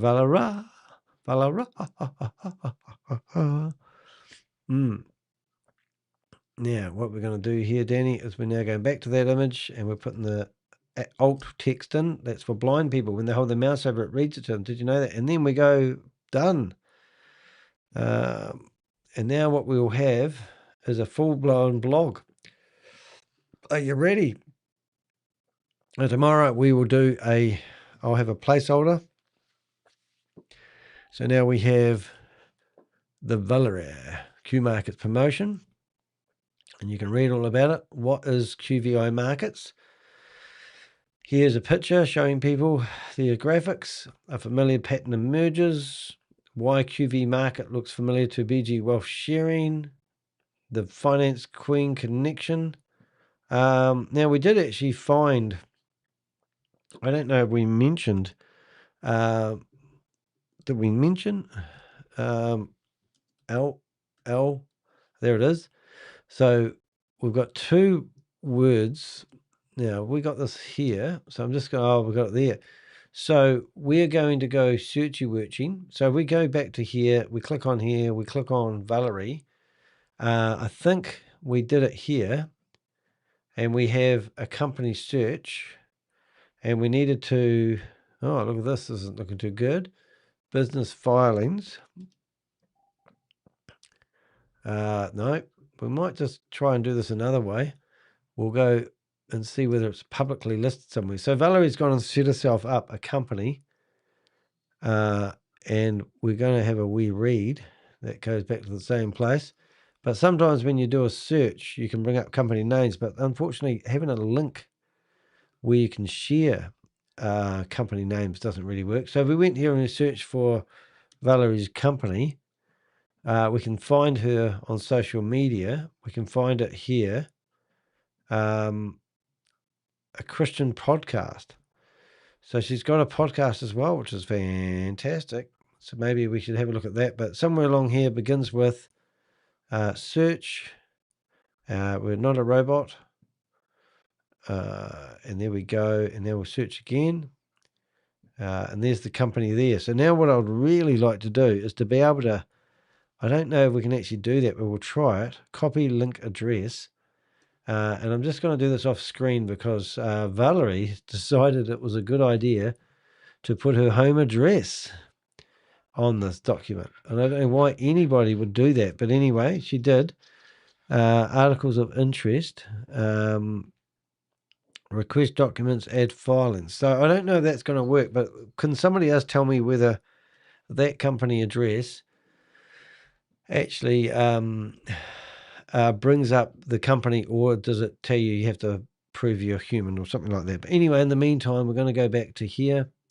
We're going to see if we can find, there it is there, and we will, Pixels Barkin, that's good, and we'll put that link in there anyway, and we'll open it in a new tab. So that blog will now have a full-on read session for Valerie, which is really, really cool. Now I'm a bit tired, but normally what I would do is I would get this blog, and I would share this blog on my 6 different blog platforms, and then I would also create a video. So I'll do a video tomorrow morning about this one, and I'll have it all ready to go. And then we'll do a reading of this blog tomorrow, and it will be a clean version where we've done all the research, and we'll let people see for their own facts what actually happens there. So that's going to be quite good. I just want to see whether it does actually bring it up, but I think it's because it does bring up the company name. But I think that's because, long story short, it is because it brings up the company name. For what reason, Danny? Because I've ticked the wee box that says I'm human, but I won't let a stranger go there. But anyway, if you are there, that people will figure it out. But I'd rather like to link through to the company that she set up. But that's it. I don't know if there's anything else I can really excite. We did actually have a good look at the profit, and unfortunately, somebody's lost $300. Somebody's lost $500. Just $800 has been lost just in the last 16 hours. And then yesterday we had $6,000 get lost. And if we look at this wallet here, we can actually go back to the deposit wallet address, and we can see, normally we can actually see the total transactions amount, and we can add it all up. But it is actually gutting when you can see a scam in progress. You can see that the assets are a cent, so it could even insinuate that they've cleaned out this wallet and left already. They might start issuing a new wallet because they know that we're watching this wallet. But at the end of the day, anyone that invests in this scam is going to lose it. And that's what we're trying to do. Now, unfortunately, Valerie might need to go away and get some help, even though she says that Jesus is helping her. I don't think that's really going to cut the mustard. One thing I am going to do to make my life a little bit easier is I'm going to get this link, and I'll go to Valerie's profile, and I will add that link over here. And in here, you'll see that when next time I go into Valerie and realize, I'll go, oh, what else Valerie's promoting? I can see that she's promoted too. I'll be able to link to the article I did, and that's how we investigate these people. So that's me. Hope you enjoyed that. There's lots of interesting stuff coming out at the moment. So this is something I haven't looked at, and I've just realized she's now got her own domain name. So there's some more investigation that we could have a look at. So let's not quite finish this investigation off yet. Let's have a look. We're going to go to Millernote once again. Millernote's my database. No one knows this. You go into QVI Markets. We can go into persons of investors. We've also got that other guy to investigate as well. Now, what do we have? We had an email address. So this is the third email address I've seen for Valerie. Not doing too bad for somebody that's on the bones of her ass and on the pension, going out and getting domain names. She's even set herself up an org email address, which is absolutely incredible. So let's have a wee look at this and see what she's done. And at the moment, it doesn't do anything. It's timed out. Oh, and there it is. Finance Queen, faith-based. So this is interesting. Alrighty. So now we go accept the cookies. 21 plus videos, 130k views, 2,600 subscribers. Trust the experience, listen how. Alrighty. So what we're going to do is we're going to go back and we're going to add more to the blog. This is what I do all day long. I don't stop. All right. So now we go back to ChatGPT, and we go back to ChatGPT, and we tell ChatGPT, right, does it find it there? There she is. And I'm just going to put that there. So the first thing we want to do is go back to here and grab that article. We want to go edit, and we want to, what do I need to do here, Danny? I want to, right. So first thing is I just actually like, right. Okay. Okay. We may need to add an additional paragraph into the blog. I've just discovered that she has set herself up a website, which is really unusual because she's claiming she's a non-profit organization with the domain name. There we go. So now we've got that there. So the first thing I do when I see a domain name is I go along to my favorite place, URL. Whoops. URL scan, and I put that in there. The next thing I normally do is I go to archive.org and I basically ask for a history on the domain name to see if it's got one.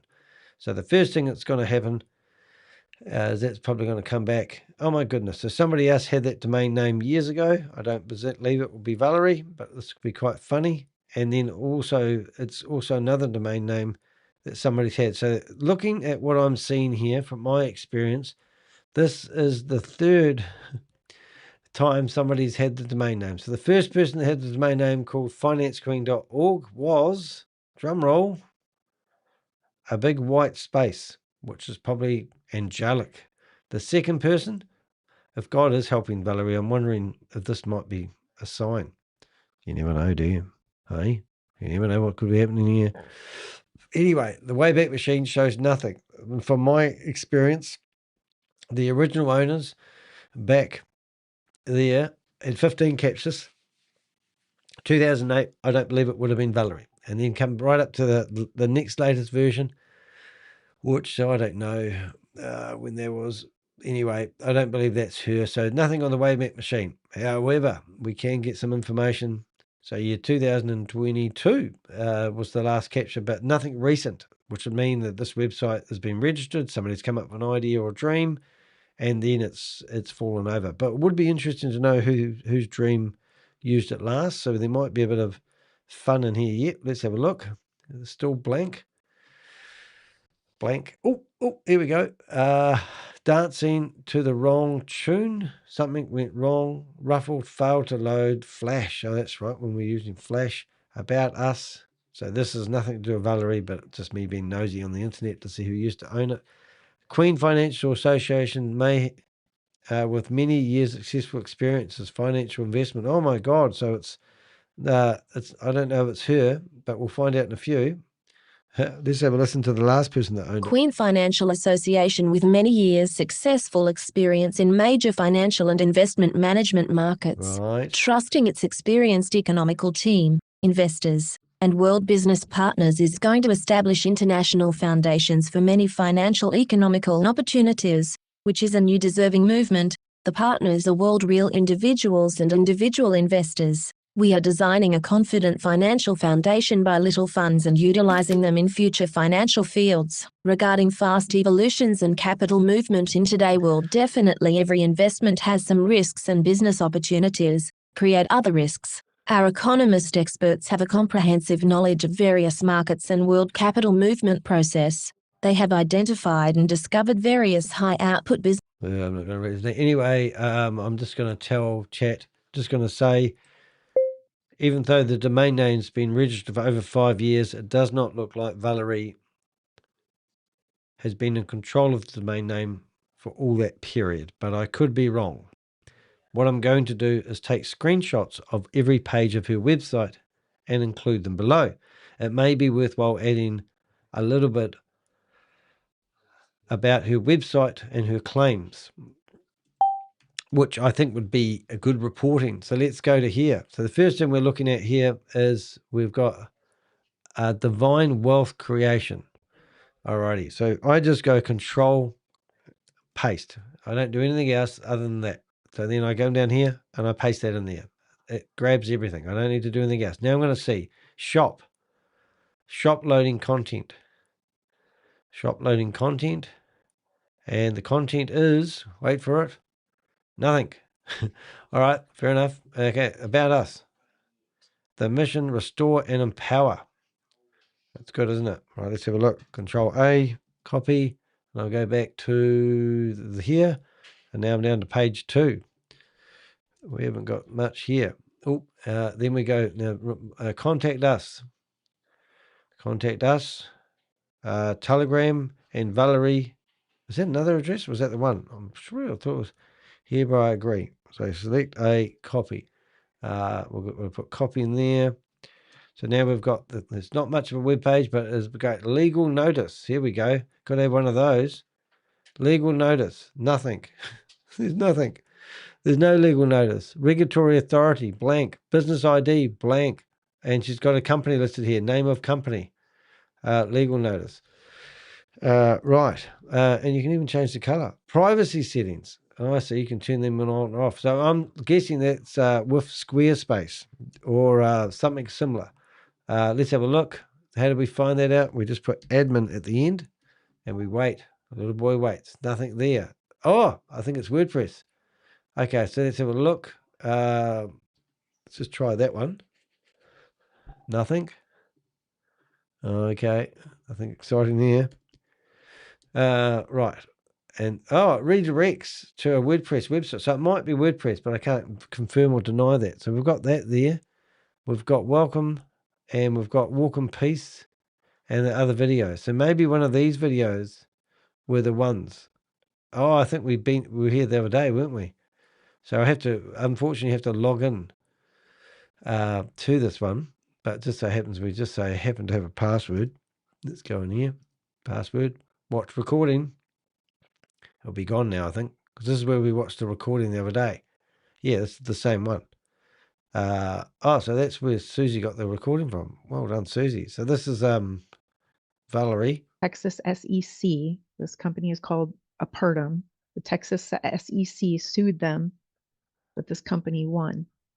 Wow. So the company won against the SEC there. That's building hope for people, isn't it? Alrighty, so let's have a look here. So we're looking at the post here.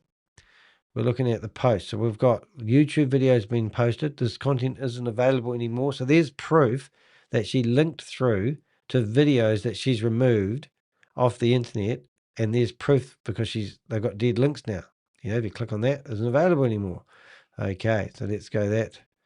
All right, so that was good. All right, and now we've got podcasts, which we'll have to have a wee look at. So let's see what we've got here. So now we've got, I'm just going to chuck all this information in here and we'll go to the podcast as well. So what have we got here? We've got claims. Below is all the text from her website and Facebook page and podcast. All right, let's have a wee looky. Let's have a look. How do we get to the podcast? Let's click on that. Podcast. There, June, this is great. Keep Facebook safe. How do you find a podcast then? So, Reels, category, hold up, rackets. Oh, these look like other interests. Oh, these are groups. So she's set up events. Oh, that's a good idea. We'll get the masses in there, won't it? Okay, BG group support. Oh my goodness, with Paris. So here she is providing. I can't believe this. So this is BG group support. So she's providing support for BG wealth sharing people by doing events. Hello, I'm Pastor Ricketts with Finance Queen Investment Club, and I want to invite you to a group session our community is having every Thursday at 8 p.m. Eastern Time over Zoom. Okay. Listen, BG Wealth affect many people with financial loss and is still having an impact. No shit, it only fell over last month or 2 months ago. Something many people need to talk about. Right. And with others who have suffered the same devastation. We want to offer a safe space where we can pray, offer encouragement, and talk things through. We hope you can join us every Thursday at 8 p.m. Eastern Time. And we're just asking you to message Finance Queen on Telegram for the Zoom link. Okay, because this is what people like me do. It is a safe space. Safe space. And we just want everybody to know that. Sharing ideas. Sharing ideas. We going to do whatever we got to do to make sure we get through this together. Right, double down onto another. And I am excited about this venture. I'm excited to meet each and every one. And I pray and hope, you know, when we come together collectively, then we able to invest, bring the heart and the mind of people together. And I believe by doing this, things will turn around. And it's a space that we can start to make money again. Okay. God bless you. So Pastor, he wants to help. help. Pastor Ricketts with Pastor Ricketts. He wants to help people make money again. So what does that tell you? Pastor Ricketts. It's just disgusting, to be honest. So Pastor Ricketts is going to help you make money again. Now, how successful is this? A big scammer? Well, she's got one person going and no one's interested. That does tell you a little bit, doesn't it? New episode weekly. Walk in peace. So let's have a look. Walk in peace. Peace. Don't ever promote a Ponzi scheme and then tell me. Okay, so we've got Walk in Peace weekly. Okay, how do we do that? Let's see if we can find this. Walk in Peace. Walk in Peace. Walk in Peace. Walk in Peace podcast. Let's go podcast. Podcast. Let's have a look. Podcast. We're going to find it here. We'll find it. Don't you worry. Podcast. Walk in Peace podcast. Walk in Peace podcast. There it is. Apple podcast. Walk into Peace. That's a bit different, isn't it? Walk into Peace podcast. Let's have a look at that one. Let's see what else we've got here. Episode Call for Peace. That's different, isn't it? Walk for Peace. That's different again. Let's have a look. We might have got it here. Walking for Peace. No, that's different. What have we got? Walk for Peace. No. So maybe if we go Walk in Peace, and then we put Valerie's name in there, if that's your real name, her email address bounces, but let's have a look. Walk in Peace, Valerie's. Walk in Peace. There it is. No, Walk in Peace. Maybe if you ask, Walk in Peace, Walk in Peace, Walk in Peace. That cat keeps coming back. Walk in Peace. Just saying, look, if you went to Danny DeHeck podcast, I mean, it's not hard to find, kids. I mean, let's go. This is what the podcast looked like. Danny DeHeck. You can listen to my last podcast. There we go. Let's play. That's how it works. Before we dive into this investigation, look at that. Brilliant. All right, so let's go podcast. What have we got here? I can't find anything. I'm lost. Anyway, I'm going to go Control A, which I think I might have already done. Copy. Oh, Pixel's having a big yawn, and I'll just chuck that down there. We might double up. I probably have doubled up. It doesn't matter. Let's see what it comes up with. It might come up with something interesting. Little boy waits. Walk and pee. She might like that. Who knows that? Brand new with a new brand. Let's have a look and see what it come up with out of that brand. It's a bit of a mouthful. Okay, let's have a look. Read aloud. Let's see what it says. #Finance Queen, a new brand with old questions. As the investigation continued, I discovered that Valerie Walasek has launched a new website, financequeen.org, presenting herself as the founder of Finance Queen LLC, a faith-based financial community built around an investment club, podcast, and Christian ministry. The branding is polished and professional, promoting themes such as restoration, ethical fortitude, advanced stewardship, and faith-based financial empowerment. The site claims more than 130,000 video views, over 6,200 subscribers, and repeatedly encourages visitors to join her community through YouTube, Telegram, and Zoom meetings. At first glance, there is nothing inherently wrong with creating a financial education website or hosting a podcast. However, context matters. During the same period this website was being promoted, Valerie was also publicly introducing people to QVI Markets, a platform that raises many of the same unanswered questions I identified throughout this investigation. That immediately raises an obvious question. Is Finance Queen an independent educational community, or is it becoming another funnel that directs people towards high-risk investment opportunities? The website itself leaves several important questions unanswered. The legal notice identifies Finance Queen LLC, yet no business ID number is provided. The The section for the regulatory authority is left blank, and there is no meaningful company information explaining where the business is registered or how it is regulated. For someone who frequently emphasizes financial integrity and professional standards, those omissions stand out. I also noticed something interesting during my research.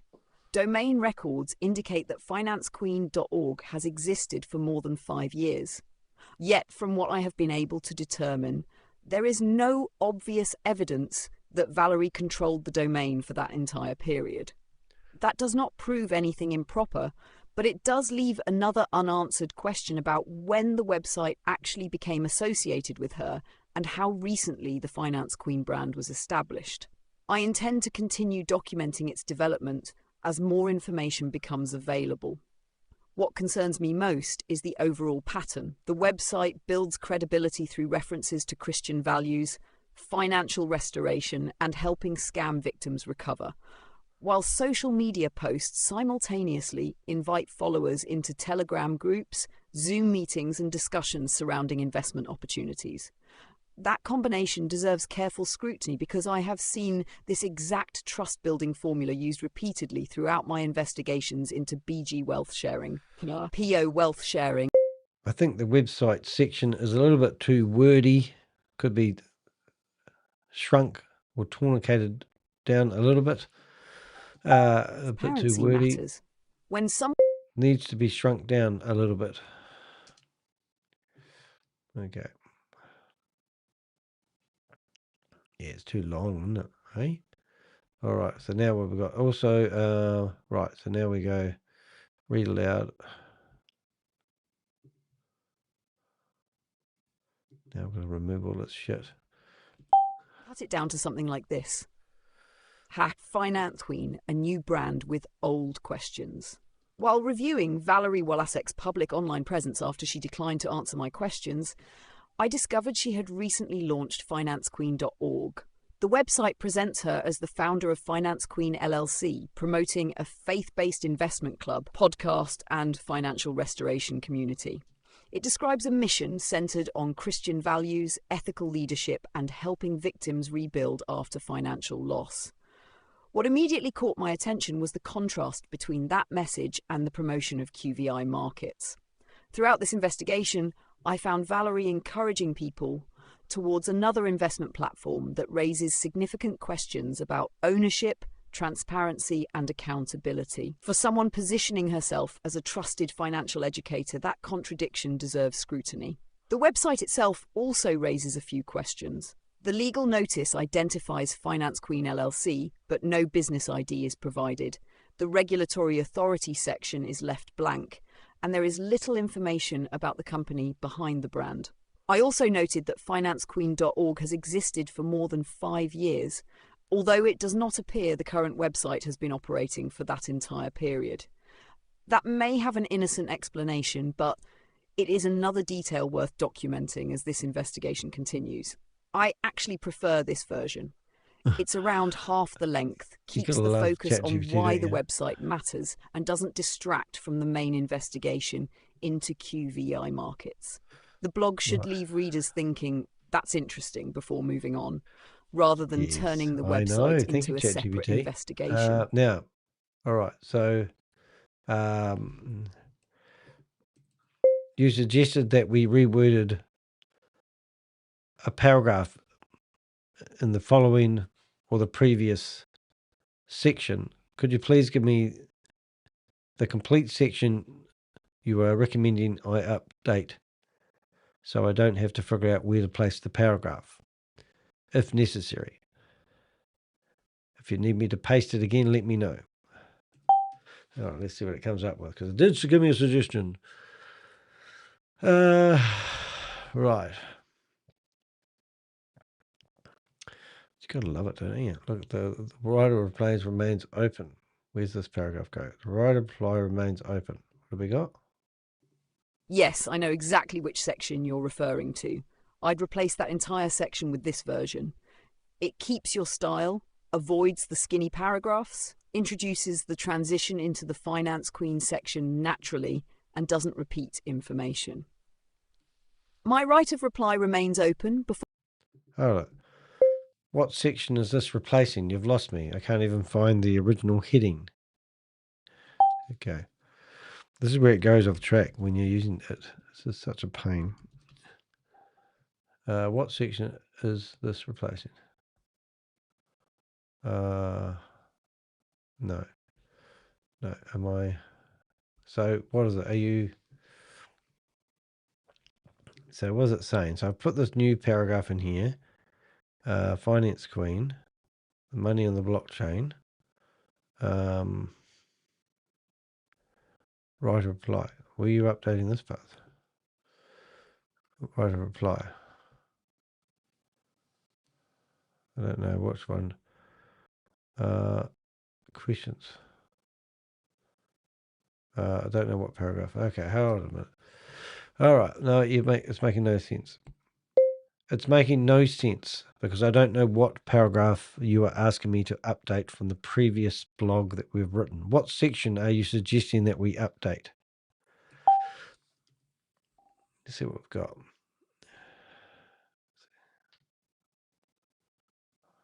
Okay. Finance Queen, brand new old questions, shortened version. That's the older version I would keep. What? So what is it saying? Read aloud.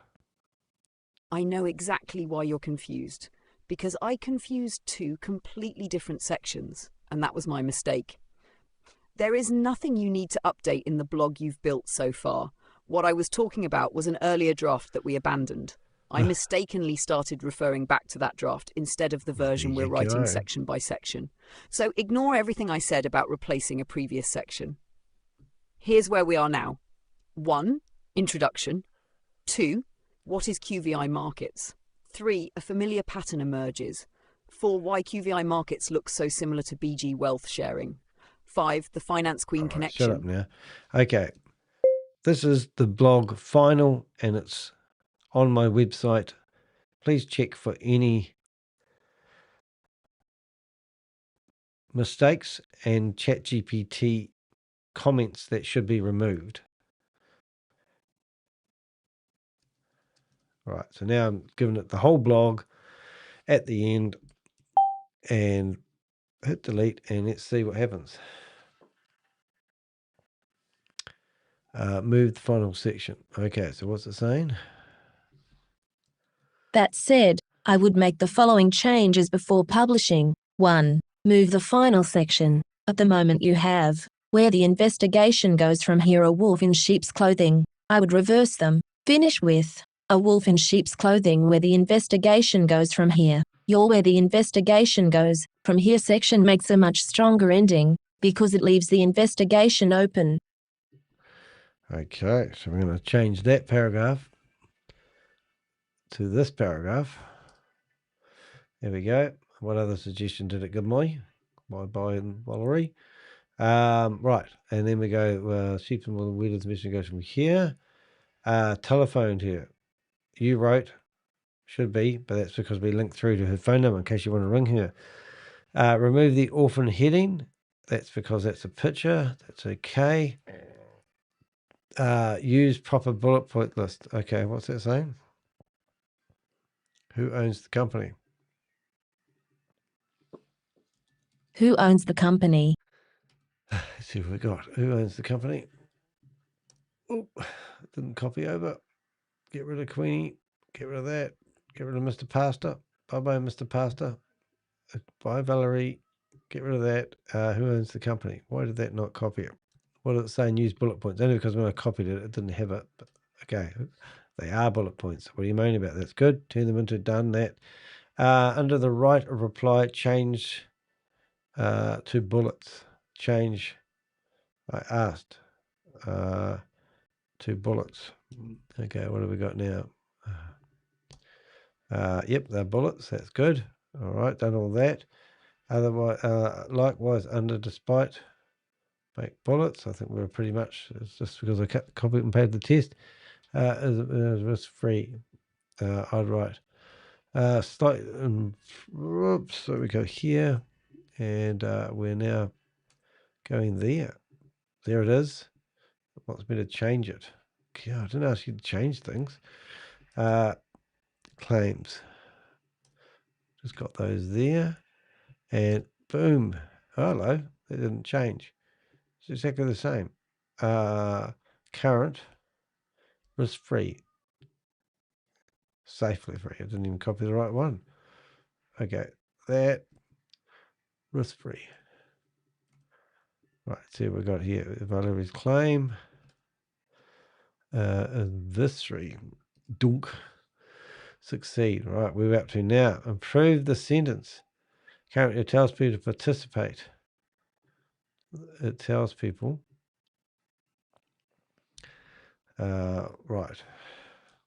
It tells people they can participate in trading signal. Succeed. Instead, she repeats. Change to. Flows better. And signals. Change to. Let's have a listen to see what they say. Promotional material tells prospective members they can benefit from daily trading signals, build income through team activity, and recover financially by joining early. Oh, okay. Well, why can I not find that then? There. Tells people to build signals. Promotional. Don't even know if that makes sense. It tells people. Let's have a wee listen. It tells people they can participate in trading signals, build income through team activity, and recover financially by joining early. That message is especially powerful when directed at people who have already been damaged by another platform. Number 7. Are you suggesting I switch out this paragraph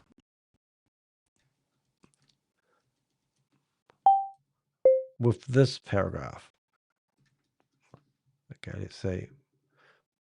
I don't know why it does not just give me the whole friggin' paragraph. Oops. Let's see what it says.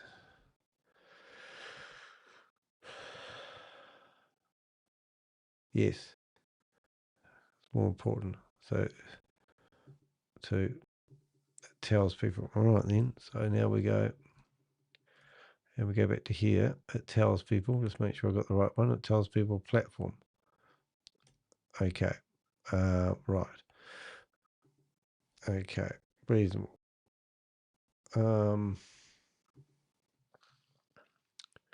See this whole paragraph. Hello.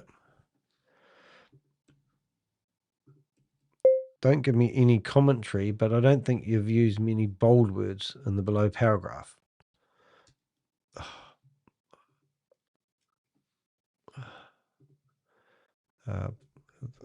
It's now come up with new things. So let's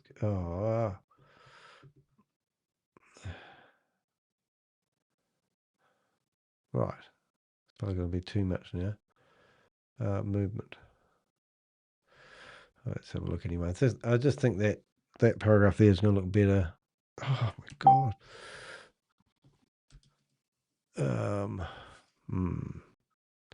I've even lost everything I've just done now, haven't I? Is this still talking? So it's not. All right. So now we've gone too far. So now we're going to go back to here and grab that promotional paragraph, put that in there, and I think that is the same paragraph. Why? Yeah, it is. And that whole paragraph is now going to be doing everything for us. All right, so that's good. So we click copy, come back to here, and we highlight that whole lot, and hopefully why QVI Markets. Well, that's it. Now we're looking a wee bit more what I call easier to read. But anyway, maybe not everyone feels the same way, but I don't care. It's my blog. I'll do what I like. Yes, that's good. So now we need to go back to what else it said. And we're up to 7. Branding changes, website promoters and changes. Website changes. Simply to, right. The branding changes. Ooh, the website changes, the branding changes. Oop. Gotta go here, click on that, click on that. Website changes. All right, so that's number 7. Number 8, immediate right. Why not give me my attention? Okay, so finance queen section. Right.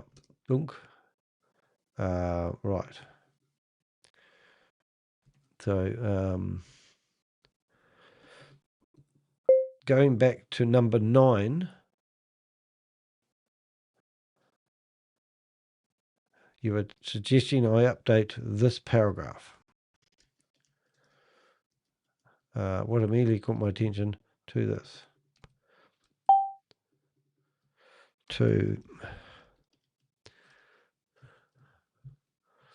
All right.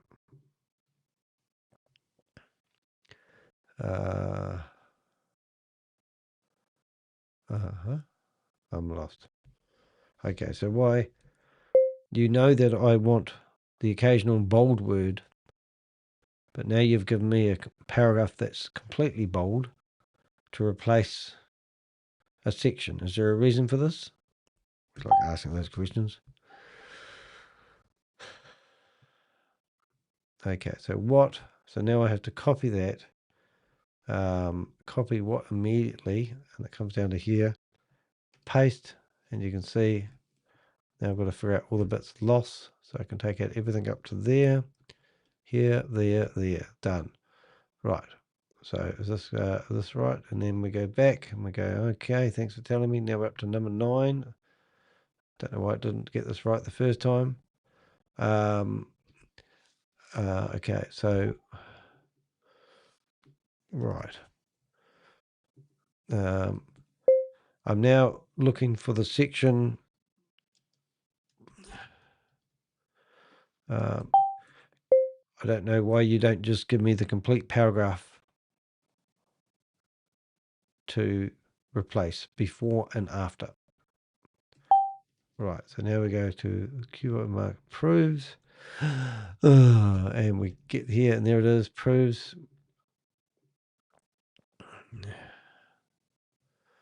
Right, that's one, so it's definitely that one there. Oops. Copy. Right. Now looking for a section with blah, blah, blah, blah, blah. I'm updating this below section. Can you please just give me the complete to paste it in with no commentary?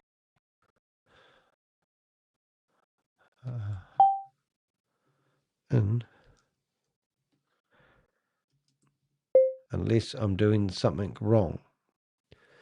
All right, so now we're doing this, and hopefully we'll get 2 massive paragraphs. I think you've gone to town on the bolding, and I've lost confidence.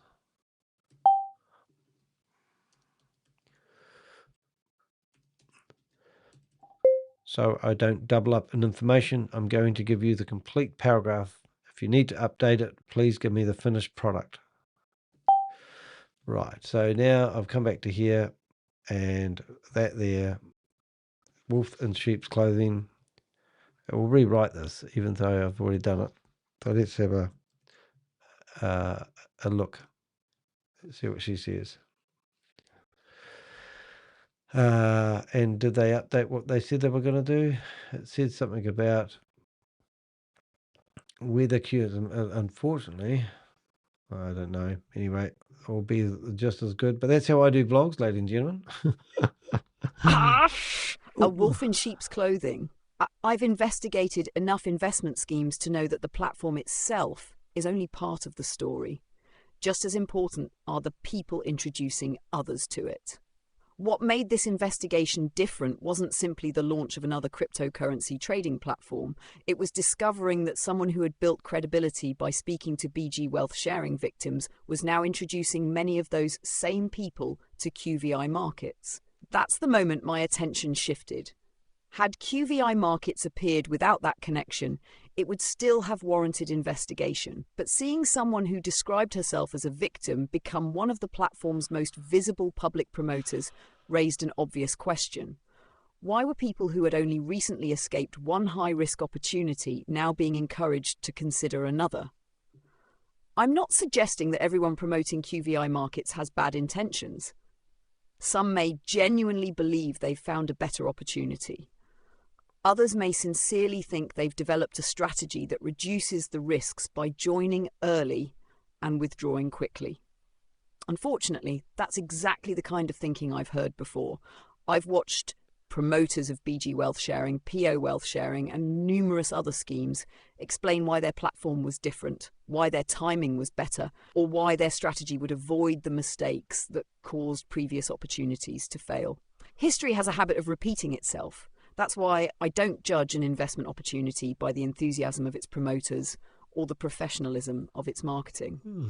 I judge it by evidence, transparency, accountability, and verifiable facts. Whether QVI Markets ultimately proves to be a legitimate business or follows the path of countless investment platforms before it remains to be seen. What can already be established, however, is that prospective investors are being asked to trust a platform while fundamental questions about its ownership, transparency, and accountability remain unanswered. Until those questions are answered with independently verifiable evidence, they deserve far more attention than the promotional promises being used to market the opportunity. Right. So I was going to include a picture of her. And I thought I'd try to find a nice picture. But I'm kind of thinking that it would be quite neat to use one of these ones. That's not very clear though. Maybe that one there, is that clear? No, not really. Do I need a picture? I think we could do. I think, if you've seen this lady once, you've seen her twice. I mean, that was the first image I saw of her. Don't know really. Anybody who is a member of BG Wealth Sharing and DSJEX. I am also a member. I want to tell you that if you got this link from someone, that person really loves you, and I hope that you listen to this whole video, recognizing that person is really worried about you. All right, we'll keep that going so we can listen to Valerie, because that's the first video I saw of her. And they are a really good friend to you. Okay. They're an ally, and you can talk to them. And I hope that you listen to me, because I'm a member of BG. I started investing last October, and I'm a financial professional. I have 3 financial degrees. Good for you. I'm an intelligent person, and I got into it very cautiously. I invested a little bit. I withdrew some money to make sure I could, and I ended up investing about $3,000 and then pulling out about $5,000 in January to buy a car. So I kept telling everybody, no, this is legit. And right around January is when some warnings started coming out. And I kept telling people, no, this is legit. It's not a scam. Well, in early April, I started actually just something in my spirit wasn't right. And I started really questioning Stephen, having very long conversations with him. Stephen, oh my God. I really believed what he was doing.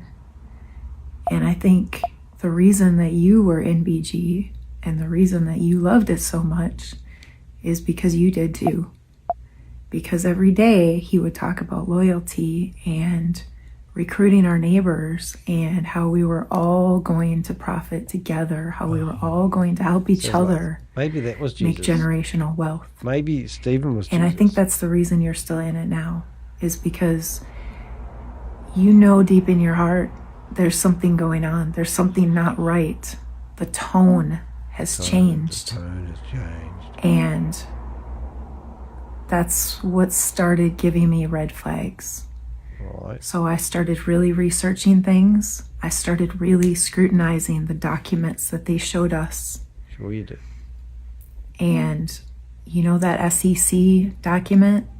Tell me it's fake. It turns out No way. that even though they have an SEC number, Yep.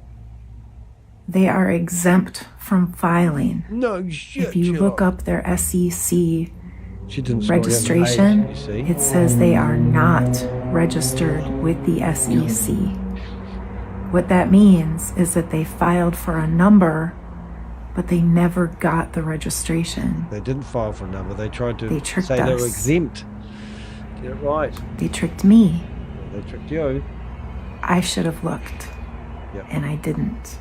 Naughty, naughty. I just looked at that piece of paper that said they had an SEC registration. Really? And you're a professional? They don't. They just have a number. Okay. Deary me. It turns out that BG was started last August and DSJ was started last July. No way. We even in found the website. 2025. And you know how all those websites kept going down and crashing and getting reported? The 9,000 domain names. There's they a had, reason for that. and the 14 different government The warnings they reason had. is that the entire platform was made using AI coding. Somebody made it really fast and dirty because they did not intend We this actually got a to last recording of the guy forever. that made it. We They investigate this intended it stuff. That's what we to do. just be really fast and to pull a lot of money out of it. Yeah. And now you've got QVI. And I know you're not going to want to believe me. No, I don't. You're going to want to believe Stephen Well, yeah. because I wanted to believe Stephen. Yeah, he was like the Lord. It took me a few months to even believe I believe in... that this could possibly be true. Yeah. But I have had conversations with him And where Jesus. I have caught him in lies. Oh, and Jesus? Or And just that's something? what made me Right. finally start looking into these things. Right. Okay. So, you know in your heart that Yep. the things that he said in chat, Yep. CEOs don't talk like that. That's right. CEOs don't accuse their shareholders Hallelujah. of messing things up for them. Mm. The way he's been acting is a psychological concept. It's called whiplash. She knows all about It's it. where somebody Do you think she's trying to purposely manipulate gets you you as well? off balance. Do you think she's trying to use compassion? That's what he's been doing to Fairness? us. Kindness? Or do you think this lady's a He made us calculated believe in something. And now he's counting on your loyalty so that you will pay more money in, more cash in. killer? Yeah. Yeah, and he does it So through your other... initial money that So you this is paid the real in, dumb thing, guys. This is how stupid it is. They create... So we've come up with 10 variations of BG wealth sharing that we've just discovered, right? And this is number 10, whatever it is. Once the big scam takes hold, all the little scams come out. They're all identical, and let's rinse and repeat and do it again. So, you know, she is now promoting a continuation of BG wealth sharing. it's in the system, The system. but the entire system, the way the scam works, Ugh. is everybody puts money in and you can shit. pull out a little bit of money. Oh, it's a Ponzi scheme. But at this point, nobody is going to be able to pull out money. Oh my God. He realizes that the FBI is after him right now. So Oh, right the now he's FBI is shifted after into an a AI mode character. where he's Good just luck trying with to that. milk the system for as much Disruption's the only cash way you're as gonna he stop can these get. people. What? Ticket? So that's why he has expanded it by another Still a lot 3 of birds in the days. background. So you remember at first Yep. when he shut off the trading codes for Yep. like 2 days, right? I remember that. I was watching like TV. Okay. The reason he did that 'Cause was he's to put us all narcissistic. into a state of shock. Shock. And when he did that, we just wanted everything to go back to normal again. We did. We just wanted the trading to go back to normal. Yep. That's right. So that's what he did. He put the codes back. Stand He up. just man. gave us our codes back. And he said, now you'll keep getting your codes, just give me the cash. Give me the cash. Give me the cash. So you understand what he's doing? Yes, He's holding you hostage. He's telling you you can have your codes. I want my code. Just put that 12% cash in. I want that 12%. Give me the 12%. But this is classic scam behavior. And initially, when you signed up, the documents that he made you agree to, he told you that this would never happen. He is conditioning you. Hey, Richard. You, big pixel. This is what narcissists do. She knows all about that. They condition you and they push your boundaries. Yes. Farther and farther and farther. Push. So that's what Stephen Beard is doing to us. He's not real, lady. And I'm sorry to be the one to tell you this. Well, I told you as well. Yeah, you know. Is that it? Finish it? But he's doing it to me too. Oh my God! So I have Jesus. money in the system too. Oh my God! Didn't you make $1,600? And what you need to accept right charity now when it broke down? is whatever money is in your account. $80. I can tell you that people have done research on DSJ trading platform. Wonder if that's me. And the way the code is set up, it's set up so that one person can manipulate and go into all the accounts at once. That is not the way a real trading platform is supposed to be set up. It's supposed to be set up with checks and balances so that nobody can do that. Don't do that. So what that means is it's not a real trading platform. No shit. It is a scam. Let's come up with another one. Double down. Let's get out of it. So that balance that's in there, really, you need to accept that you're not going to get your money back. Oh dear. You need Good night. to not give him any more money. Sorry, I got on a bit. He has already taken your money. Guys need to get some It sleep. looks like that money is in 2 there, o'clock, isn't it? but he has complete control over DSJ, and he's not going to give you your money. So just to give you an idea, that was the first video I actually saw of Valerie, and then she emailed me, and next minute she's telling me she wants to be an Avenger. And then I said, well, if you can't spot a scam, I don't think you're going to be much help to the Avengers. And then we had this great big long text conversation. I gave her the time of day. And then we come up with this video, which, you know, but this really disgusts me because here's the lady who's basically claiming she was a victim. She made money on the deal, claims she hasn't recruited anyone into it. I have no proof whether she has or hasn't. But if you've been introduced to VG Wealth Sharing through Valerie, or you're in her community that she's endorsing, or have you just signed up for QVI, and if QVI is starting to pay out money, you realize it's a scam and that money isn't coming from, we've just showed you a blog where we show you the address. So if you come to here, and if you're in the blog, hopefully I save that, we've given you the address where the money's going. And with the money, we can see the money going in and going out. So there's no trading like they're claiming that they're doing. So I think we've got a Tron address, Tron. There it is, wallet address, and there it is there. And we can show you that all the money is going in and going out. It's kind of like really weird. Well, it's not really weird. It's quite normal for us, but that's what they do all the time. Nothing abnormal here. Did we not put the wallet address actually in there, did we? The Tron address. I'll have to put that in square brackets. Used to receive funds. We have screenshot as the exposed. Hold it, Tron. Tron. There it is there. Now, okay. Following the money. One of the methods of crypto platforms, unlikely claim, verified. While we're reviewing, we did it. Someone to start. Yeah, I think we can do this. And I think there's a code thing you can actually do. Special character, clear mouth warning, preset, color, horizontal line.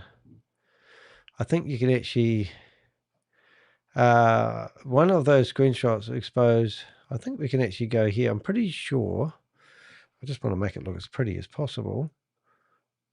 Here, code. Now, where am I? Oh, there it is. Transfers. use code. So if I put, I think it's square bracket code. I can't spell code. CODE square bracket. Then put the code. And then I think if you do square bracket / code square bracket, that should be, now that should be a different color text. Code. Okay, so yeah, I'd like to, hold it. Why don't I just do, I know what I'm going to do. I'm going to do this. I would like to, this won't switch off. Right, let me just do this. And why don't I just take that all the way out? And then I'll go back to here and say, with this section here, I love this section here. This section is really good. Right. This section is really good and I'm really happy with it. The only thing I would like to do is let people see the wallet address. So I would like to be able to add it as code into the existing paragraph. I'm already going to link through to the Tron address URL, but I would like to display the actual wallet address in the text. So I'm just going to see what it does, because sometimes it comes up and goes, just makes it look so much more prettier. There we go. That's that code I'm talking about. Yeah, and that's perfect. So now what we're going to do, and it's pretty similar to what I was going to do. So I'll go back here. See, I do spend a lot of time doing my blog. I mean, it would be unfair. It'd be unfair. Oh, stop it. Unfair. I'm just trying to go back. If that code comes back, yes, that's what we want. So now I've got to find that whole section, follow the money, and hopefully paste it in there. And tell, whoa, all right. So now we've got, I forgot to do something else. Oh, no, I've still got the Tron address here. So transfers, and I will Tron address one advantage. Yeah, that will work. So then I'll put that there, paste that there, put that there, tick that button there, go update that, and then we're actually going to make that a capital W and AD. There we go. Wallet address. Somewhere to start. That was good. Somewhere the blockchain needs to start. I'm happy with that. All right, so that's going to be pretty cool, actually. Even if I may say so myself, ChatGPT. Go to here. Good man. And then we come down to here. We've got Valerie in there so people can recognize her face. And we come down here and then we'll do that tomorrow. Oh, there we go. And there's my trolley. And you can't see it because it's on a grey background, but it will look on a mobile phone. It will look different. So that's really important to me. Click on that and we go straight into that and we can, actually people can see it. So yeah, so that's the crazy thing really, isn't it? I don't think we mentioned her Facebook page at all. I don't really want to promote the 52 people that want to be part of her Facebook page, but I will do something interesting. I'm going to get that, make sure that we have a couple of things I want to do. I want to make sure, I'll leave that open for a second, that we actually have got her Facebook page linked. So Facebook page, we've got one of them, that one there, and yeah, so that's that one there, and then if we go down here, we'll actually be able to go back to there, bring that up there, and that's going to be that and that. Oh, that's brilliant. Life's coming together good. Life together good. Rightio, and for shits and giggles, I will pinch her logo. And I will put the logo in her file. So hopefully the deterrent here isn't actually, is to actually shock her into thinking she's not a financial advisor and she really needs to stop what she's doing, because it's not right, you know what I'm saying? It's just not right. The finance queen, maybe I should use her logo and put that in there, the finance queen.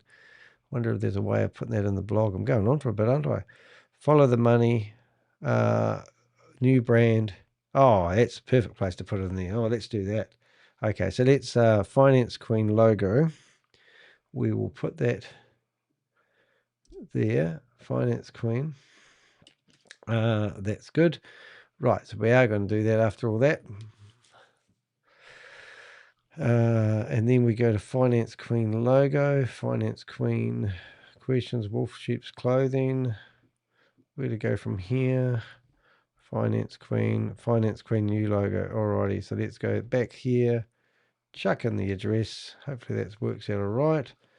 And this will, if you ever design anything, you want to know how to come up in the search engines. Now, this sort of stuff really makes a difference. Insert, there she is, and we'll just check that that's our normal size.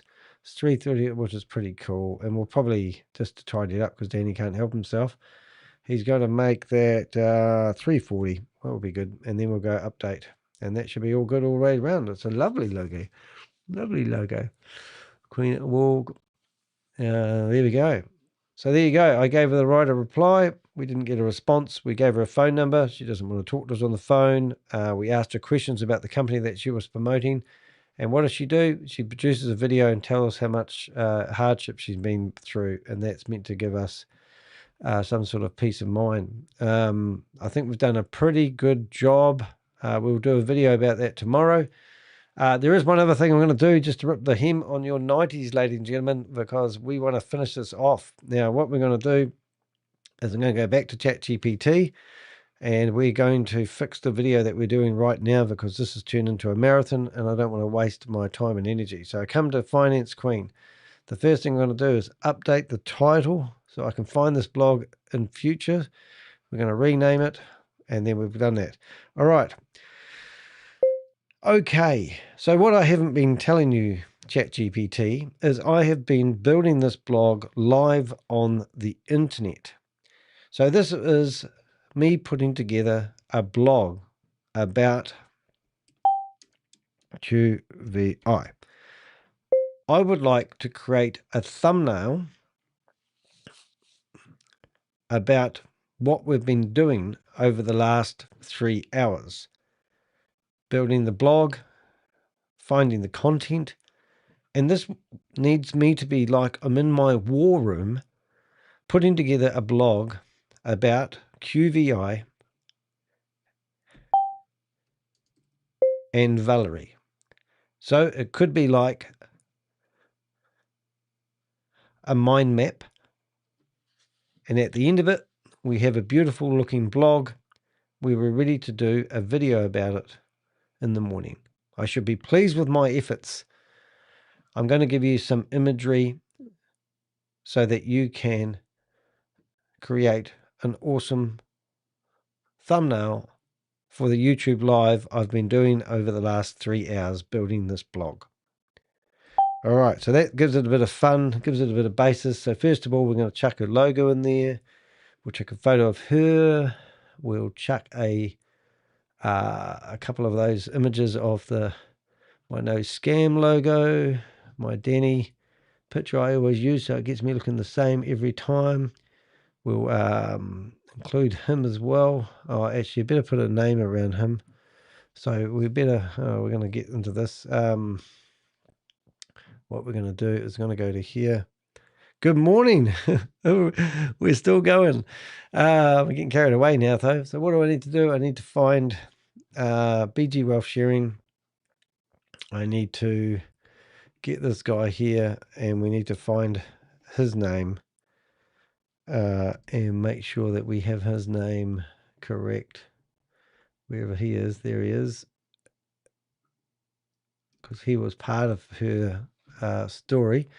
Okay, and what else did we have in there? We're going to QVI, and I think we have done everything. Oh, so now I need to get the rest of the blog post, and there we go. Alrighty, all right. Right, so let's see what it comes up with. It's going to be creating another similar sort of image, but that's okay because we like similar sort of images.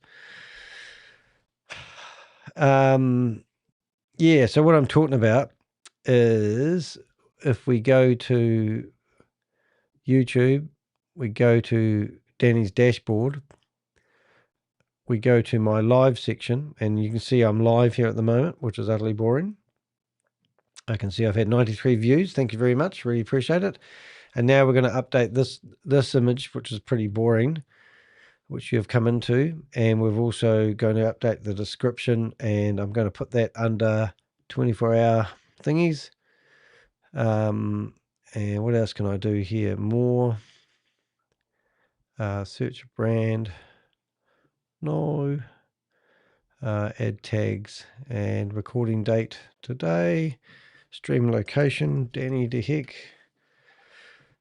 There I am. And entertainment. So all that's good. So update that. And now hopefully we'll have a bit of a blog, an image. So while that's still building its image, we'll go there and get ready for that. And QVI. So this is going to be the thumbnail for tomorrow. And we're going to click that. Click that. We'll actually delete that altogether. Oh, I've just done something I shouldn't have done. Can I go and do? I can. That's even better. So now I'm going to switch those around. I'm going to... no, what am I doing here? I'm going to go up to there. And I'm now going to go back to here. I'm going to find a picture from yesterday. That's the one I want. Grab that. Copy. And then I'm going to go back to QVI. And I'm going to get ready for our...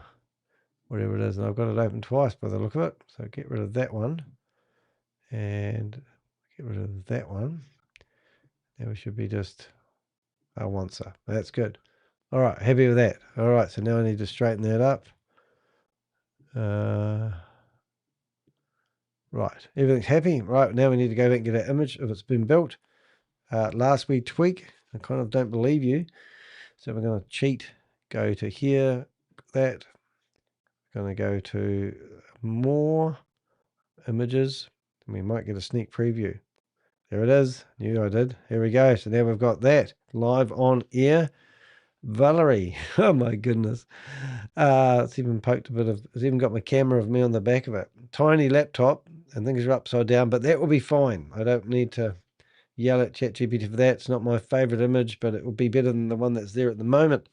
Right click and we go there. Excellent. Now we need to make the gray look a bit better. So there we go. And before we know it, we have an image. However, now we need to take it to a different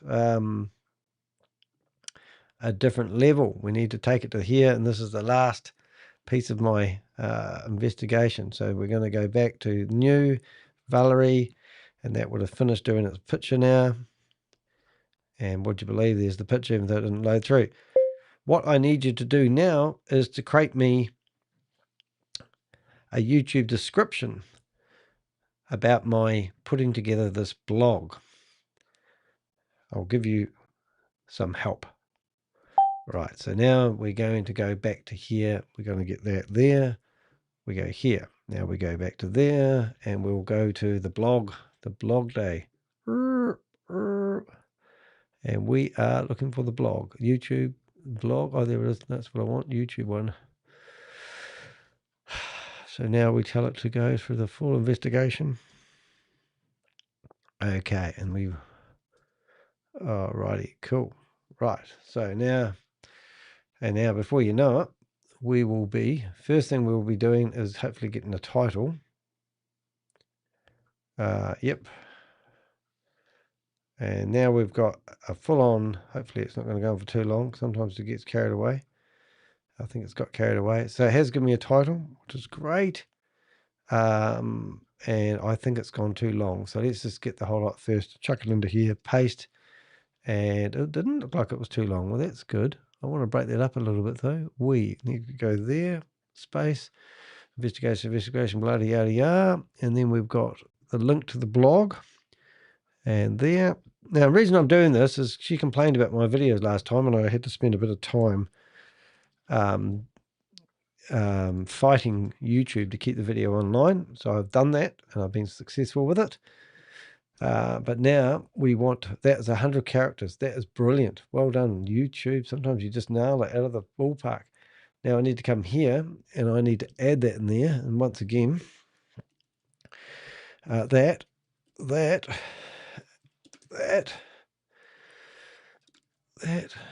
and I'm not going to post this live. I'm going to leave it as it is because this is sort of like a 2 o'clock this afternoon. I thought I'm going to go live, and now I've produced a blog for tomorrow and give myself some content. But this is what I do when you guys aren't watching normally. Right, so here's my photo. Here we go, and Valerie's going to be going, oh, he's picking on me again, and I'm going, well, stop promoting this shit. You said you wanted to be an Avenger.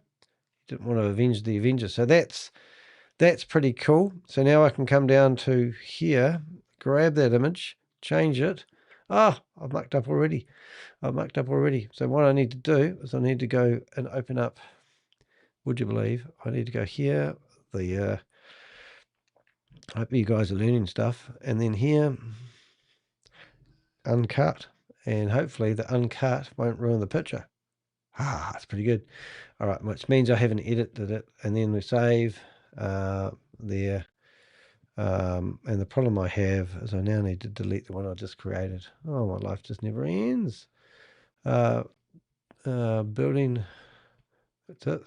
Right click, move to bin, otherwise it won't be the same file name. Alrighty, did that work? Download. Yep. Okay, so that means I can come to here, 1 3 second 2 second, there it is. I can see it just coming through now, and that's not the same one. That's not the same one. Where is it gone? Oh, is that it? No, I think I was too fast. 1 minute, please, caller. Stuffed up already. That one there. Save, download, JPEG, yes. 1 of 1, download, downloading. Right, download, QVI Markets. All right, back to here. Oh, my life is just never ends. There we go. Did we get what we wanted? Oh, there we go there. That's it. All right, so now what we will have, without further ado, we should have a blog that I can save. I can now do other stuff.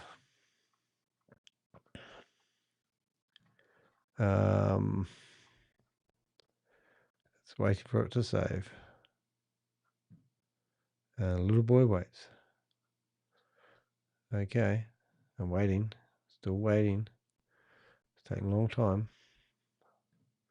It's amazing. Are you going to take that long? Oh, goodness me, that was a long. What's happening in Google? Copy. Right, so now I can go live. See my wonderful face. Little boy waits. All right, and now I can go share. Okay. Thanks for the thumbs up, by the way, guys. Still waiting. Creating the post. Taking a long time. Post. Now, if you haven't hit the thumbs up, it's not rocket science, ladies and gentlemen. Oh, goodness me, that was a long. What's happening? Google that there. Copy. Right, so now I can go live. See my wonderful face. That's what you do. Every time you subscribe, the bell goes ding ding in my office every day. I hear every time somebody subscribes. Lost a few subscribers at the moment. YouTube's cleaned up a few dead users, which is actually quite good if you haven't noticed. Every time somebody subscribes, I thank them by getting Sadie to do the hard work. She's a cleaner around here. She hides under my desk. She's lovely. She doesn't get paid much. If you want to support what we're doing, exposing these scams, we really do appreciate it. I'll get rid of her. And the last thing I'll do is I'll just show you our website. So now we have a blog, which I'm going to copy. Come to here, and this is the blog that we've produced. And to make it exciting, I'm actually going to add a blog. So what that means, I come to here and I write some code. YouTube, link, paste. And that, and here we go. Paste that in there. Take that out of there. And what do we have ready to knock? We have an embedded video. And we're done. And there's she is. Valerie, actually, poor Valerie, she's getting a real good go here. But they did, when you started this, you may not have realized that we've got, oh, I have to do some other stuff now. Oh, look, change that. We're actually going to town now. We've literally gone overboard on this one. This is, right, Valerie. No, yes. if I go on both of those, I actually want one without oh, no, I do. I want it uncut. There we go. I want that one there. And bam, bam. Thank you, ma'am. So that's cool. Alrighty. So update. Alrighty, we're done. We've got the finished product. The finished product will be, and tomorrow I'll do a video about this and read this out really quick. So we've got the video that we're doing right now.